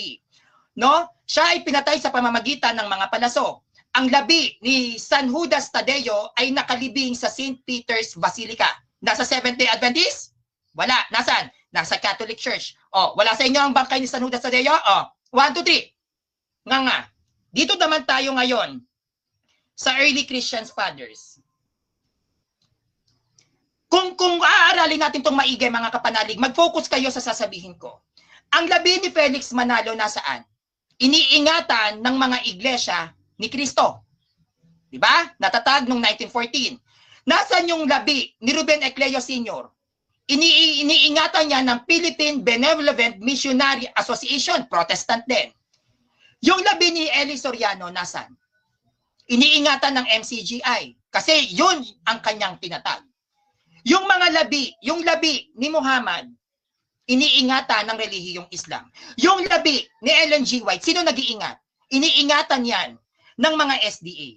Ngayon, sino nag-iingat sa mga katawan? 12 apostles. The Catholic Church, bakit wala kayo? Ni isa sa mga protestante, wala kayong iniingatang labi o katawan o bangkay ng sinaunang Kristiyano. Bakit nyo iniingatan ang katawan ni Ellen G. White? Bakit wala kayong katawan ng mga sinaunang Kristiyano? Kagaya ng 12 apostles. Ang iniingatan namin ngayon, 12 apostles na katawan, sino ang mas mahalaga? Katawan ni Felix Manalo? Katawan ni Ellen G. White? O yung katawan ng 12 apostles na nasa ilalim ng simbahang Katolika? Ngayon, sino ang nasa true church? Kami na may labi kami ng 12 apostles o kayong SDA na ang labi na hawak ninyo ay si Ellen G. White? Ngayon, maglalatag ako sa inyo ng Protestant history. Kung ikaw ay tatag ni Martin Luther, ito ay naitatag 1520. Ang matawag sa iyo ay Lutheran Church. Kung ikaw naman ay tatag ni King Henry VIII noong 1534, ikaw ay tatag ng Church of England. Kung ikaw naman ay tatag ni John Knox noong 1560, ikaw ay matatawag na Presbyterian na sekta. Kung ikaw naman ay tatag ni John Smith noong 1609, ikaw ay matatawag na Baptist. 1744, kung ikaw ay tatag ni John at Charles Wesley, ikaw ay Methodist. 1863, maraming nauna sa inyong Protestant. Kung ikaw ay tatag, no? Kung ikaw ay tatag ni Ellen G. White, 1863, tagasunod ka ni Ellen G. White dahil bago maitatag ang Seventh-day Adventist 1821, if I'm not mistaken, or 1823. Aba, ang dami nang nauna sa inyo, Church of England pa lang. At eto pa, yung ginagamit na Biblia ni Ellen G. White ay ang King James Version. Hindi mo ba alam na ang ginagamit ni Ellen G. White na pagtuturo ng SDA gamit ang King James Version ay binuo at translate ng 50 scholars para lang sa Anglican Church. Anglican Church kayo? Meron bang true church na nakikihiram ng Bible? Meron bang true church na kukuha kayo ng pinaghirapang i-translate ng ibang sekta? Yan ba ang true church sa inyo? Now, dito tayo sa contra factum non vale argumentum. Job o Job 8 verse 8. Alamin mo ang nagdaang kasaysayan. Ang lahat ba ng kasaysayan pagdating sa Christianity nasa Bible? Wala. Pero ang sabi ni Job, alamin mo ang nagdaang kasaysayan. Ano ang sabi ni Isaiah 41 verse 4?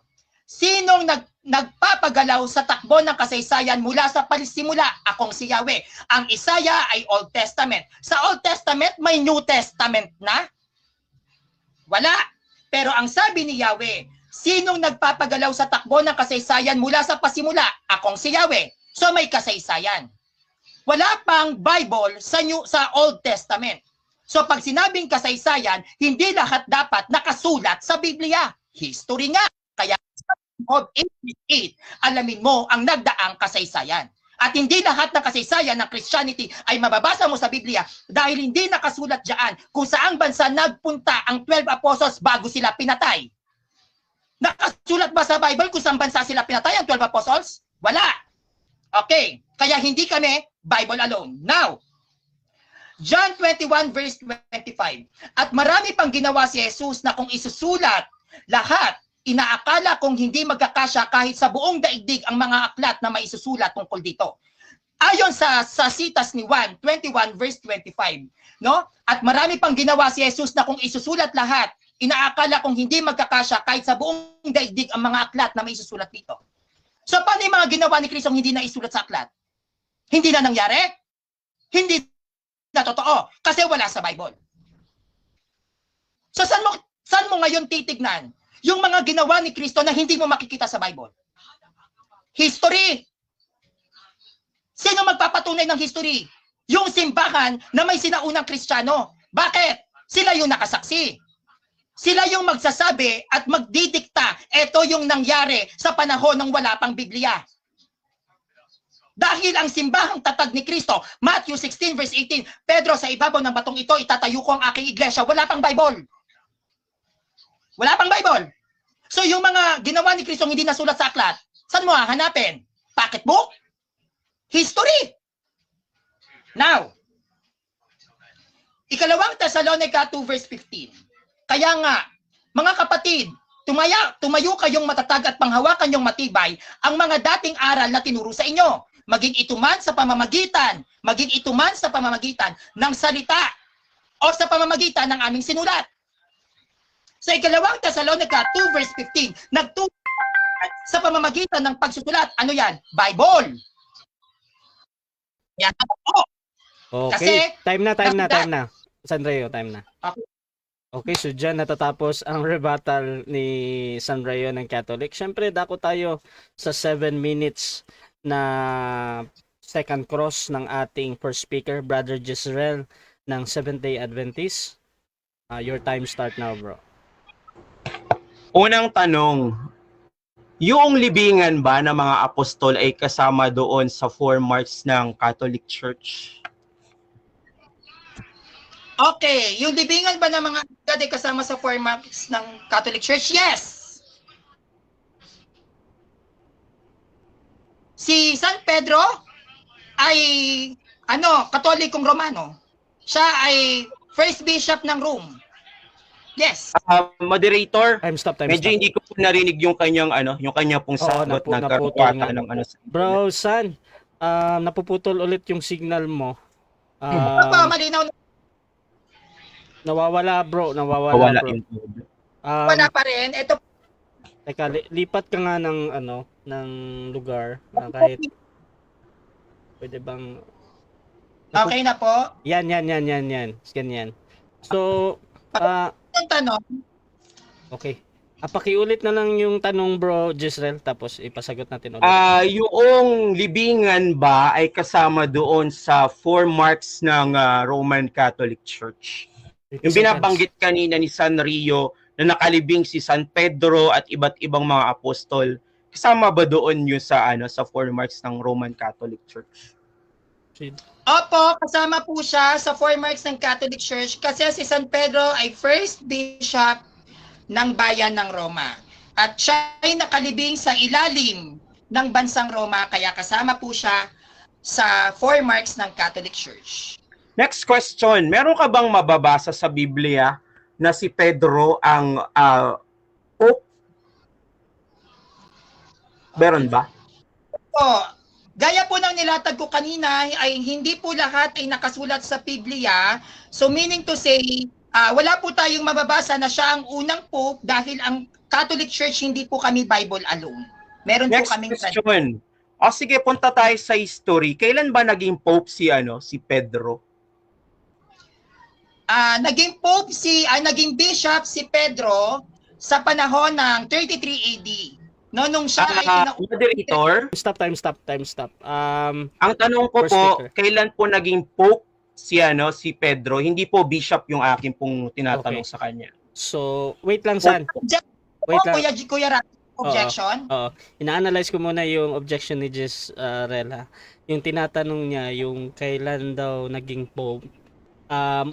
Unang concern dito, yung word na kailan. Probably naghihingi yan ng a date or panahon. Tapos yung patungkol doon sa Pope na tinatanong niya at hindi bishop or something. So, counter objection, San, doon sa objection. Mukhang hindi niya po yata nalalaman pag sinabi pong Bishop of Rome, Pope po yung tawag natin. No? Pag sinabi pong Bishop of Rome, Pope po yun. Kung sino po yung naupong Bishop po sa bayan ng Roma, Okay. yun po yung Pope. So yung Bishop ng Rome at yung Pope, iisa lang yan, pareho lang po. Okay. So, I think ready ka namang sumagot, San, doon sa tanong niya kung kailan. Please address yung kailan, ha? So, proceed 20 seconds. Yes, kailan? Apo. Nagdagyan na yung taon po kung kailan naupo si Peter bilang obispo ng Roma, yan po ay nagsimula 33 AD. Yung panahon na kinausap ni Kristo si Pedro na siya po yung binigyan siya ng authority. Ang pamahalaan mo sa lupa, ang ipahintulot sa lupa, ipapahintulot sa langit. Yung araw na Next yon. question. Next question. Next question. Kailan naman napunta si Pablo doon sa Roma? Okay. Gaya po sa nilatag ko kanina na Citas, no? Nakapunta po si Pablo sa Roma. Kailangan ko po bang basahan ka ng Citas? Si San Pablo Yes. nakapunta ng Kuya Rasha, pwedeng paki-stop? Nabasa ko lang po yung Hindi. 20 seconds lagi yan. Kasi, Gawa 50 wait lang, verse San. Magsasalita mo lang yung moderator. Doon kasi sa hindi po pwedeng ipa-stop ang time. Tapos nag-stop, pinastop ko yung time dahil sumagot si Bro Jezreel ng doon sa yes ba. So, hangga't maaari bro, i-ano natin yung reaction natin. Plus, Apo. doon sa pagsa-stop ng time. So, kaya ina-stop ko yung time. So, proceed muna Po, sa sige po. proceed muna sa next question Apo. ha. Bro Jezreel. Sasagot po ba ako? Tatanong ko ba? Okay na to, okay na yun sa San kasi hindi nga pwedeng ipa-stop yung time ba. Okay. Ito Kuya Rasha, hindi ko kasi alam. Sige. Pasensya na po. So bro Jezreel, next question bro, or pwede mo namang ipaulit yung tanong. Okay, next question. Dito sa may Galatians 1 verse 18, that is 36 AD na si Peter ay nasa Jerusalem. Anong masasabi mo doon, kapatid? Kung si Peter 36 AD nasa Jerusalem, na sinasabi mo, ano ang calendar na gamit nila noon? Ang pagkakaiba, meron sa mga standard references, sinasabi 31 AD founded o 30 AD, may 33 AD, sa'yo 36. Ang nakabase yan sa calendar na gamit nila. What is the calendar na Next ginagamit nila? question. Sabi dito sa Concise History ni Mary Fairchild, si Irenaeus, Bishop of Lyon, dito pala niya ini-establish 200 CE ito. The basic structure of the Catholic Church was in place, hindi po Roman Catholic Church. Anong masasabi mo dito, kapatid? 200 CE, ginagawa pala yung basic structure ng Catholic Church. Anong masasabi mo doon? Ginagawa pa lang yung basic structures ng Catholic Church kasi hindi pa formal. Ang simbahang Katoliko noong nagsisimula sa panahon niyan, kahit ng 100 AD. Dahil hindi pa tayo open sa mga pagano, tayo ay, ang mga Kristiyano noon, nagkakanya-kanya sila. Kaya hindi pa ganon katibay ang Catholic Church noon at wala pa po during that time. Ay, may pangalan na pala, sorry. Follow-up question. So, ibig sabihin, wala pa talagang established na doktrina ang Roman Catholic Church 200 CE kasi binubuo pa lang yung structure. Doon po sa pagbuo ng structure, wala pa po ba kaming standard na pa po kasi, yung panahon na yan, may Eastern Rite, may 5 rites during that time. 5 rites po. At ang Roman Catholic Church ay hindi rin makapunta sa iba't ibang mga simbahang napuntahan ng mga alagad, pinapatay kasi. Next question. No, kaya Next question. hindi pa masyadong magkakakilala yung mga. Next question. Nabanggit mo yung dating aral na meron ang apostol. Ano yung dating aral na meron ang mga apostol? Sabat ba o Sunday? Categorical question. Time stop objection. Okay, anong objection natin, second speaker? Wala po akong binanggit na dating aral ng mga apostol. Saan ko binanggit? At paano? Ito po, nakalista po sa akin. Moderator, objection. Counter objection. Nakalista sa akin dito. Counter objection. Doon sa kanyang mga binasang talata kanina, ang sabi niya doon na dapat may taglay ang mga apostol na mga dating aral. Kasunod nung mga pinagbabanggit niya Okay. na mga libingan ng INC Eli Soriano. Okay. Nabanggit So, niya po kanina. Ganito yung ating once lang tayo mag-object. So ganito yung ating decision. Valid naman yung question. Ngayon, doon sa inyong claims na binanggit or hindi, again, I am not judge here. Nasa manonood na lang yan kung sino nagsasabi ng totoo. However, pasok yung tanong, pwedeng sagutin. Ibabalik ko kay Sanreo kung paano niya i-address to. Either sasagutin niya ng 20 seconds, 10 seconds indirect answer, or in the next question mo, so anong gagawin mo, San? Yara siya. Again, hindi ko matinig. Anong gagawin? Sasagot yara siya. Anong gagamitin mo, yung 20 seconds or yung 10 seconds? Kung ano po yung mas para sa kanya, kung saan po papabor dun sa Hindi. kalaban ko, yun Ikaw, po ang ibigay hindi, ikaw to. Kasi yung 20 seconds, sasagutin mo yung tanong patungkol doon sa ano nga yun, bro? Yung aral? Ano nga yun? Yung dating Oo. Categorical question, moderator.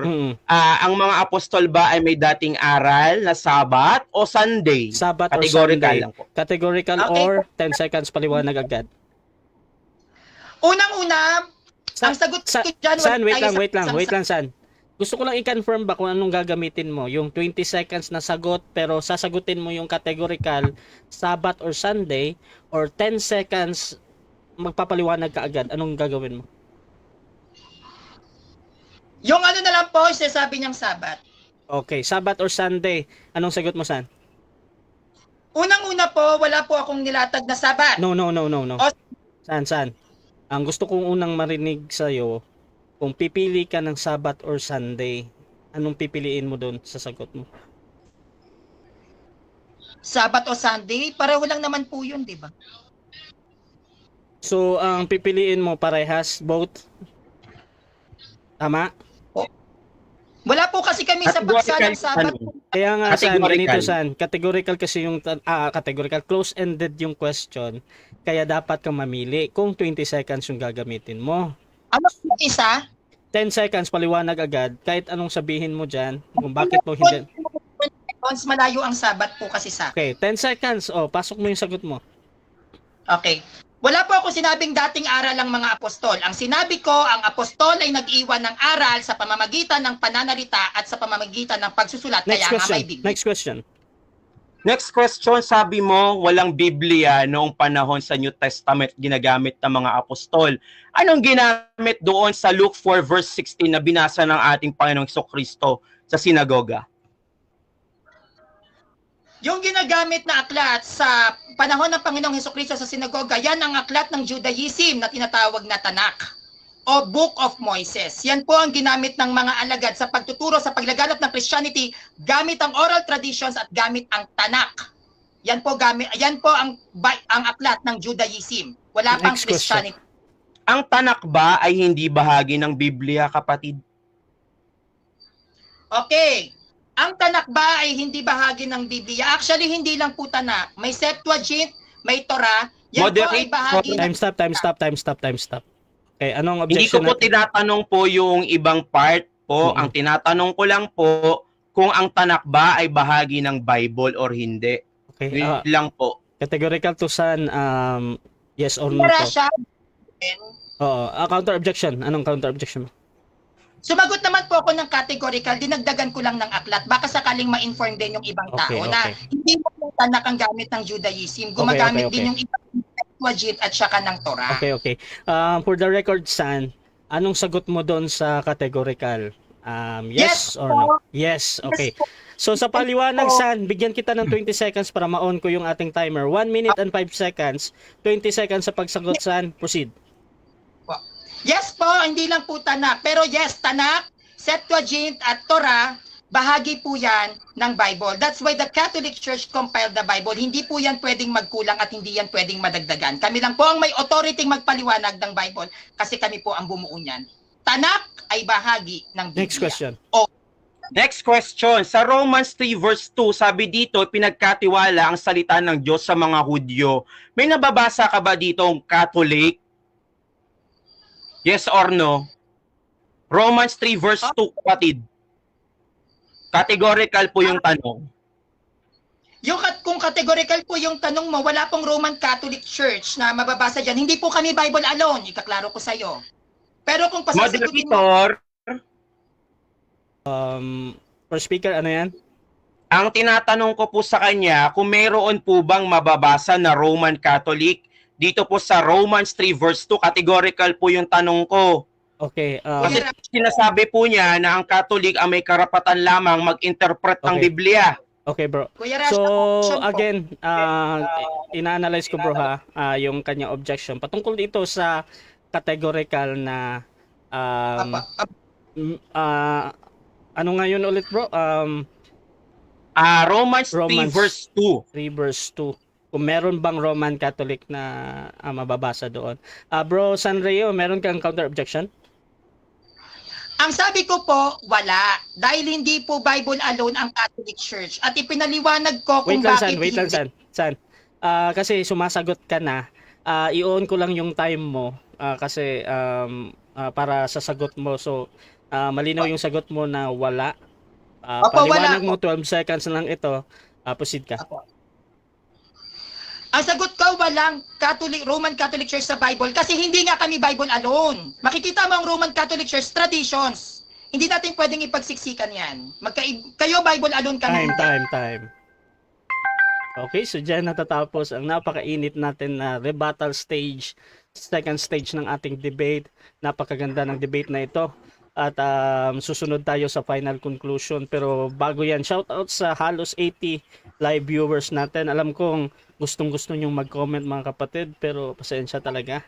At dako na nga tayo dito sa ating final conclusion. Again, ang topic natin ay patungkol sa true church or tunay na iglesia. Is it Seventh-day Adventist Church or Roman Catholic Church? So, ayon sa ating napagkasunduan, mauna dito si Sanreo ng Catholic patungkol dito sa ating final conclusion. Bro San, 5 minutes. Okay. Your time start now. Kapag ikaw ay sasabihin true church, dapat ikaw ay hindi protestante. Hindi po protestante ang religion. Ang nagpasimula ng protestante, si Martin Luther, 16th century. Ang SDA, Seventh-day Adventist, bago kayo na itatag, marami na pong protestante. So ang ama ninyo, si Martin Luther, siya po nagsimula ng pag-aaklas. Ikalawa, pag sinabing protestant, organizations or movement, hindi po kayo religion. Tatlo, dapat makikita ang church ng SDA sa Jerusalem. Wala kayo doon, Catholic Church lang. Kung kayo ay nasa Matthew 16 verse 18, dapat yung taong kinakausap mismo sa Biblia na yon, nasa inyo. Pero ang labi ni San Pedro, nasa Catholic Church. Bakit nasa amin? Because sa San Pedro, ang namamahala sa Catholic Church. Ang Islam, ang Judaism at ang Catholic Church na religion dyan sa Jerusalem ay may sariling aklat na compiled at merong sariling kalendaryo. Kung kayo ay ang SDA, ang True Church, may sarili kayong calendar. Bakit? Kasi dapat may traditions kayo. Ang lahat ng mga religions o major religions sa buong mundo ay may mga traditions. Why? Kasi sinauna sila eh. At dapat meron kayong sinaunang Kristiyano. Bakit? Pag sinabing may sinaunang Kristiyano, may saksi sa mga una pang panahon nung hindi pa nako-compile ng Bible. Now, kung ang SDA ay True Church, dapat wala pang Biblia nag-e-exist kayo. Nauna kayo dapat sa Bible. Hindi pa pwedeng Bible ang nauna sa inyo. Bakit? Paano kayo magiging true church? Ibig sabihin, gawa lang kayo ng Biblia. The Catholic Church ang gumawa ng Bible. Ang Catholic Church gumawa ng calendar. Ang Catholic Church, wala pang pangalan, may iglesia na. At doon sa Matthew 16 verse 18, wala mang Roman Catholic Church na binanggit. Wala man Seventh-day Adventist na binanggit kasi wala naman siyang binanggit na pangalan. Ang sabi sa Matthew 16 verse 18, aking iglesia. Walang pangalan. Kaya ang Catholic Church walang pangalan. Kaya nga kami binigyan ni San Ignacio 107 AD ng pangalan eh. Bakit? Kasi sabi ni Kristo, aking iglesia. Wala kami pangalan. So ano ginawa ni San Ignacio? Binigyan kami ng pangalan. Ay yung pangalan ninyo, sino nagbigay? Kailan kayo nabuo? Kayong mga SDA. Sino nagtatag? Malinaw na sinabi mo ang founder ninyo, 3. Ilan dapat ang founder ng iglesia na tatag sa under ng Christianity? Isa lang. Sino? Si Kristo. Matthew 16 verse 18, 33 AD. Pero inamin mo, 1823 kayo. So ibig sabihin, hindi kayo nasa Matthew 16 verse 18. The Catholic Church, 1,990 years old na kami. Meron kaming early Christians, meron kaming Bible scholars, meron kaming theologians. Meron kaming history and traditions. Wala pang Bible, may Catholic Church na. Kaya kung nauna ang Biblia sa inyo, mga Seventh-day Adventist, peke kayo. Fake! Pag nauna ang Bible mabuo sa inyo, fake kayo. Bakit? The Catholic Church compiled the Bible. At wala kayong sariling compiled Bible and even sariling translations. Kayo mga SDA, ang ginagamit nyo King James Version. Translate para lang sa Anglicans. Sa Anglicans ba kayo? No Bible, peke. Who compiled the Bible? The Catholic Church. 1, 2, 3, 4, 5. Nga. Di ba? Ang true church may sariling Bible, may sariling calendar, at may sariling traditions. Dahil ang simbahang tatag ni Kristo ay binuo, wala pang Biblia. Nakilala nyo si Kristo dahil sa paghihirap ng Catholic Church because we, the Catholic Church, compiled the Bible. Nangopya lang kayo, nanghiram lang kayo, hindi kayo nagpaalam. Kaya ang doctrines ninyo, fake doctrines. Yun lang po, Kuya Rasha, ang aking latag ngayon. Salamat po sa inyong lahat. So, dyan nagtatapos ang final conclusion ng ating second speaker, Brother Sanreo ng Roman Catholic Church. At syempre, dadako tayo sa final conclusion din ng ating first speaker, Brother Jezreel ng Seventh-day Adventist Church. Paki-unmute muna, bro. Your time start now, bro. Nakita niyo po mga kapatid kung ano yung mga naging baseline po niya. Kailangan nakalibing, kailangan may Bible, kailangan may calendar. Ganun po ba yun nakalagay sa Biblia mga kapatid? Hindi nga daw po sila Bible alone. Kasi hindi po nila makikita yung aral po nila sa Biblia. Yun po yung totoo mga kapatid. Sabi po dito sa Romans 3 verse 2, totoong nakakahigit ang mga Hudyo sa maraming bagay. Hudyo po pinag-uusapan natin ha. Hindi po Roman Catholic Church. Una sa lahat, ipinagkatiwala sa kanila ang salita ng Diyos. Sinabi bang pinagkatiwala sa mga Roman Catholic Church? Hindi po. No? So, gagamitin ko yung kanyang salita. No? Pag hindi pinagkatiwala, hindi nila ginawa yung Biblia, peke. Peke po ang Roman Catholic Church. Nga po kasi nakikigamit lang po sila sa mga Hudyo. Okay, ano pa yung ibang mga patotoo natin dito? Sabi niya na ang Seventh-day Adventist Church 1863 natatag, mga ganun-ganun, bla bla bla. Hindi naman yun yung pinapatunayan natin kanina. Sabi dito sa 1 Corinthians 3 verse 10 to 11, ayon sa kagandahang loob ng Diyos sa akin, inilagay ko ang pundasyon. Ano yung pundasyon? Aral. Hindi po yung 1863, 33 AD, napakababaw po. Yan ba yung true church? Kailangan may mga date na binibigay. Kailangan ang origin po, kailangan nakakonekta doon sa mga apostolic connection. Ganun po ba? O tatanungin ko yung kausap natin, ano ba yung mga tradisyon ng mga apostol? Sunday keeper po ba sila? Meron po ba silang infant baptism? Meron po ba silang mediatrix? Yung po ba yung tradisyon nila? Hindi po. So yung pinagsasabi ng kausap natin kanina, wala po yun sa 4 marks. Kanina ko pa po binabanggit mga kapatid, ipapasok niya po yung kanyang tanong doon sa 4 marks na meron dapat ang Catholic Church. 1, Holy, Catholic, Apostolic. So doon sa mga nagko-comment sa atin kanina, uy, nabasa niya yung Catholic. Eh hindi naman po Roman Catholic Church yun. Malaki po yung pinagkaiba nung Catholic adjective, hindi po noun ang ginamit po sa Roman Catholic Church. Kaya nga po tinawag na Roman kasi nga po yung mga aral nila galing sa Roman. Eh sino po ba nagtatag noong ng Catholic Church, ng Roman Catholic Church? Inumpisahan ni Constantine. 590 AD ni Pope Gregory doon na-establish yung aral ng mga Roman Catholic Church. So sinasabi ng ating kausap, 33 AD doon natatag sila. Eh wala nga po siya mabigay-bigay na petsa. Ano sabi natin kanina, pag wala kang maibigay na petsa na tama, sulpot talaga. Yun po yung totoong sulpot, mga kapatid. No? Ano pa yung ginawa ng ating kausap? Wala daw connection sa mga apostol, bla bla bla, kailangan ganon daw yung napakababaw ho.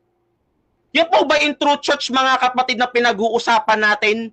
O sabi niya, 1863 kami na-arise. Revelation 12 verse 6, at tumakas ang babae sa ilangan, doon siya pinaganda ng Diyos sa isang dako, upang doon siya ampunin 1,000 o 1260 years. Ano ba nangyari sa iglesia? Kasi tinugis po yung iglesia po. Kaya po 1863 nag-arise yung totoong iglesia. Eh hindi po hinit ng kausap natin kanina. Kasi ang totoo po, yung Roman Catholic Church, sila yung mga tumugis. Hindi nga po niya binanggit yung Inquisition eh. Kasi alam po niya na yun po sila ang may gawa at nagpapatay doon sa mga Kristiyano. Sabi niya, ang father daw namin si Martin Luther. Eh okay, Protestant po kami, mga kapatid. Okay, sabihin natin, hindi ba ang Roman Catholic Church ay isa rin pong denomination? Under the umbrella of Christian, mga kapatid. Hindi po lahat ng Catholic Kristiyano. Pag sinabi po natin Kristiyano, tagasunod ni Kristo. Ang tanong, yung aral po ba nila sumusunod kay Kristo? Kung sila ay nangingiling ng Sunday, na hindi naman ginagawa ni Kristo, tagasunod ba kayo ni Kristo? Si Kristo ba may infant baptism, tagasunod pa rin ba kayo ni Kristo? Kaya yung mga aral ninyo, hindi Bible alone, kasi nga po, wala po doon sa aral ni Kristo. Okay, ang kanina patotoo natin, aral ng Seventh-day Adventist, taglay-taglay ng meron ang mga apostol at ni Kristo at naunang iglesia sa Gawa 7 verse 38 na hindi naman po binangga ng ating kausap. Matthew 16 verse 18, ano yung sinabi natin doon? Si Pedro ay merong confession, may pananampalataya sa ating Panginoong Hesukristo. Anong ginawa ng ating kausap? Kailangan kausap yung mga apostol. So yan, dyan natatapos ang ating debate. Napakagandang debate through church, mga kapatid. Congratulations sa dalawa, SDA versus Roman Catholic Church. So bago natin i-end yung ating live, syempre gusto ko muna silang bigyan ng time magpasalamat, mag-shout out, or meron kayong i-endorse sa ating mga manonood. Meron tayong 80 live viewers, mga kapatid. Napaka-active ng debate natin. Nahin natin si Brother Jezreel. Pasalamat, bro. Mike, bro. Yan, maraming salamat po unang-una kay Brother Rasha po sa paggamit po na inyong platform. Salamat, Brother Rasha, at binigyan nyo kami ng pagkakataon na pag-usapan yung ganitong topic. And doon sa ating kausap, si Brother Sanrio, maraming salamat sa yung ginawang paghamon. At I know na kanina medyo kabado ka pa, pero at least na-present mo ng maayos kasama ng yung mga kasama dyan, yung ating And binabati po natin yung nasa DevCon na rin po. Pwede naman sigurong batiin sila, no, yung mga nakausap natin. Ngayon siguro, binabati ko si Samuel Tahuda, yung sabi niya, chip daw ako po, no? Na debater po. So sana po magkausap tayo, brother. And doon sa lahat po ng lahat ng mga nanalangin sa ating Panginoong Hesukristo, maraming salamat sa paggabay po sa atin. So, Brother Sanrio, maraming salamat sa pagkakataon na makausap ka. I hope na hindi ito yung ating huling pag-uusap. And do sa ating mga sumusubaybay, wala po kaming dito, wala po kaming hatred, wala po kong ginamit ng mga bad words sa ating kausap dahil ang mga Roman Catholic po ay mahal po namin kayo, mga kapatid. Aral lang po ito. Aral lang po. Wala po tayong gagamitin ng mga below the belt na pag-uusap. So maraming salamat po sa lahat po ng mga nakinig, mga kapatid. Salamat sa ating Panginoong Diyos. Nawa, ang aral po at ang kanyang kalooban sa pamamagitan ng banal na espiritu ang ating naibigay mga kapatid. Thank you po. Okay. Tsaka yung group mo, bro, at meron ba kayong mga gawain, bro? Baka gusto mo Oo. silang imbitahan. Binabati ko na rin po siguro si Brother Rocky Tulog ng ng Advent Biblical Ministry po. Maraming salamat sa binigay niyo pong pahintulot, and ganoon din po sa AYDM. So i-like niyo po yung aming page, the Adventist Youth Disciples Ministry. So yan po yung ministry na ginagawa po natin sa Facebook. So hindi ko na po babanggitin yung mga churches po na na kinabibilangan po natin para po maging fair naman po kay kay Sanrio. Okay, so shoutout na ang malaki sa ABM, Advent Biblical Ministry, at syempre kay Samuel Tahuda ng founder ng MCGU. Malaking shoutout sa iyo ha na Bro Sam. So pasalamat din Bro Sanrio. Ay, okay po, unang-una, Kuya Rasha, salamat po. Ito po yung first time ko na magkaroon ako ng kadebate na SDA at first time ko pong dumebate sa Rasha TV. Kaya napaka-special sa akin ang araw na ito. At pasalamat sa iyo, Kuya Jezreel. First time ko talagang maka-encounter ng SDA kasi alam niyo naman po sa iba talaga akong nakakonect, no? Kaya iba yung pakiramdam ko ngayon, hindi po masayang-masaya ako kasi napakagaling niyo at napakahusay ninyo. Sa lahat po ng sumusuporta po sa akin na Katoliko sa Ave Maristela Star of the Sea, maraming salamat po sa inyong pananalangin. Nagkaroon ako ng takot talaga kasi magaling to si Kuya Jezreel, di ba? At napakabata ko pa. Maraming salamat sa inyong pananalangin, sa lahat ng kapanaligong Katoliko, sa Ave Maristela, Star of the Sea. Thank you kay Kuya Rasha sa bumubuo po ng Rasha TV, sa mga hindi po Katoliko na nanood at sa mga Katoliko. Maraming salamat po sa inyong pagsuporta sa amin. At masayang-masaya ako, naging mapayapa yung aming conversation at nakapag-usap talaga kami ng maayos patungkol sa kung ano ba yung stand ng aming simbahan. Pero ika-clarify ko po no to hate, wag po nating iba si Kuya Jezreel, mga kapanalig kong Katoliko. Ang mga debaters po, Katoliko man o hindi, magkakaibigan yan.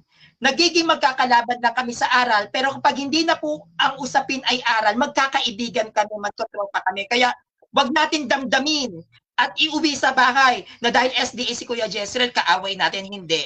Si Kuya Jezreel, magkasalungat na kami sa aral, pero pag hindi naman usaping Bible, magkaibigan kami. Kuya ko po yan na SDA.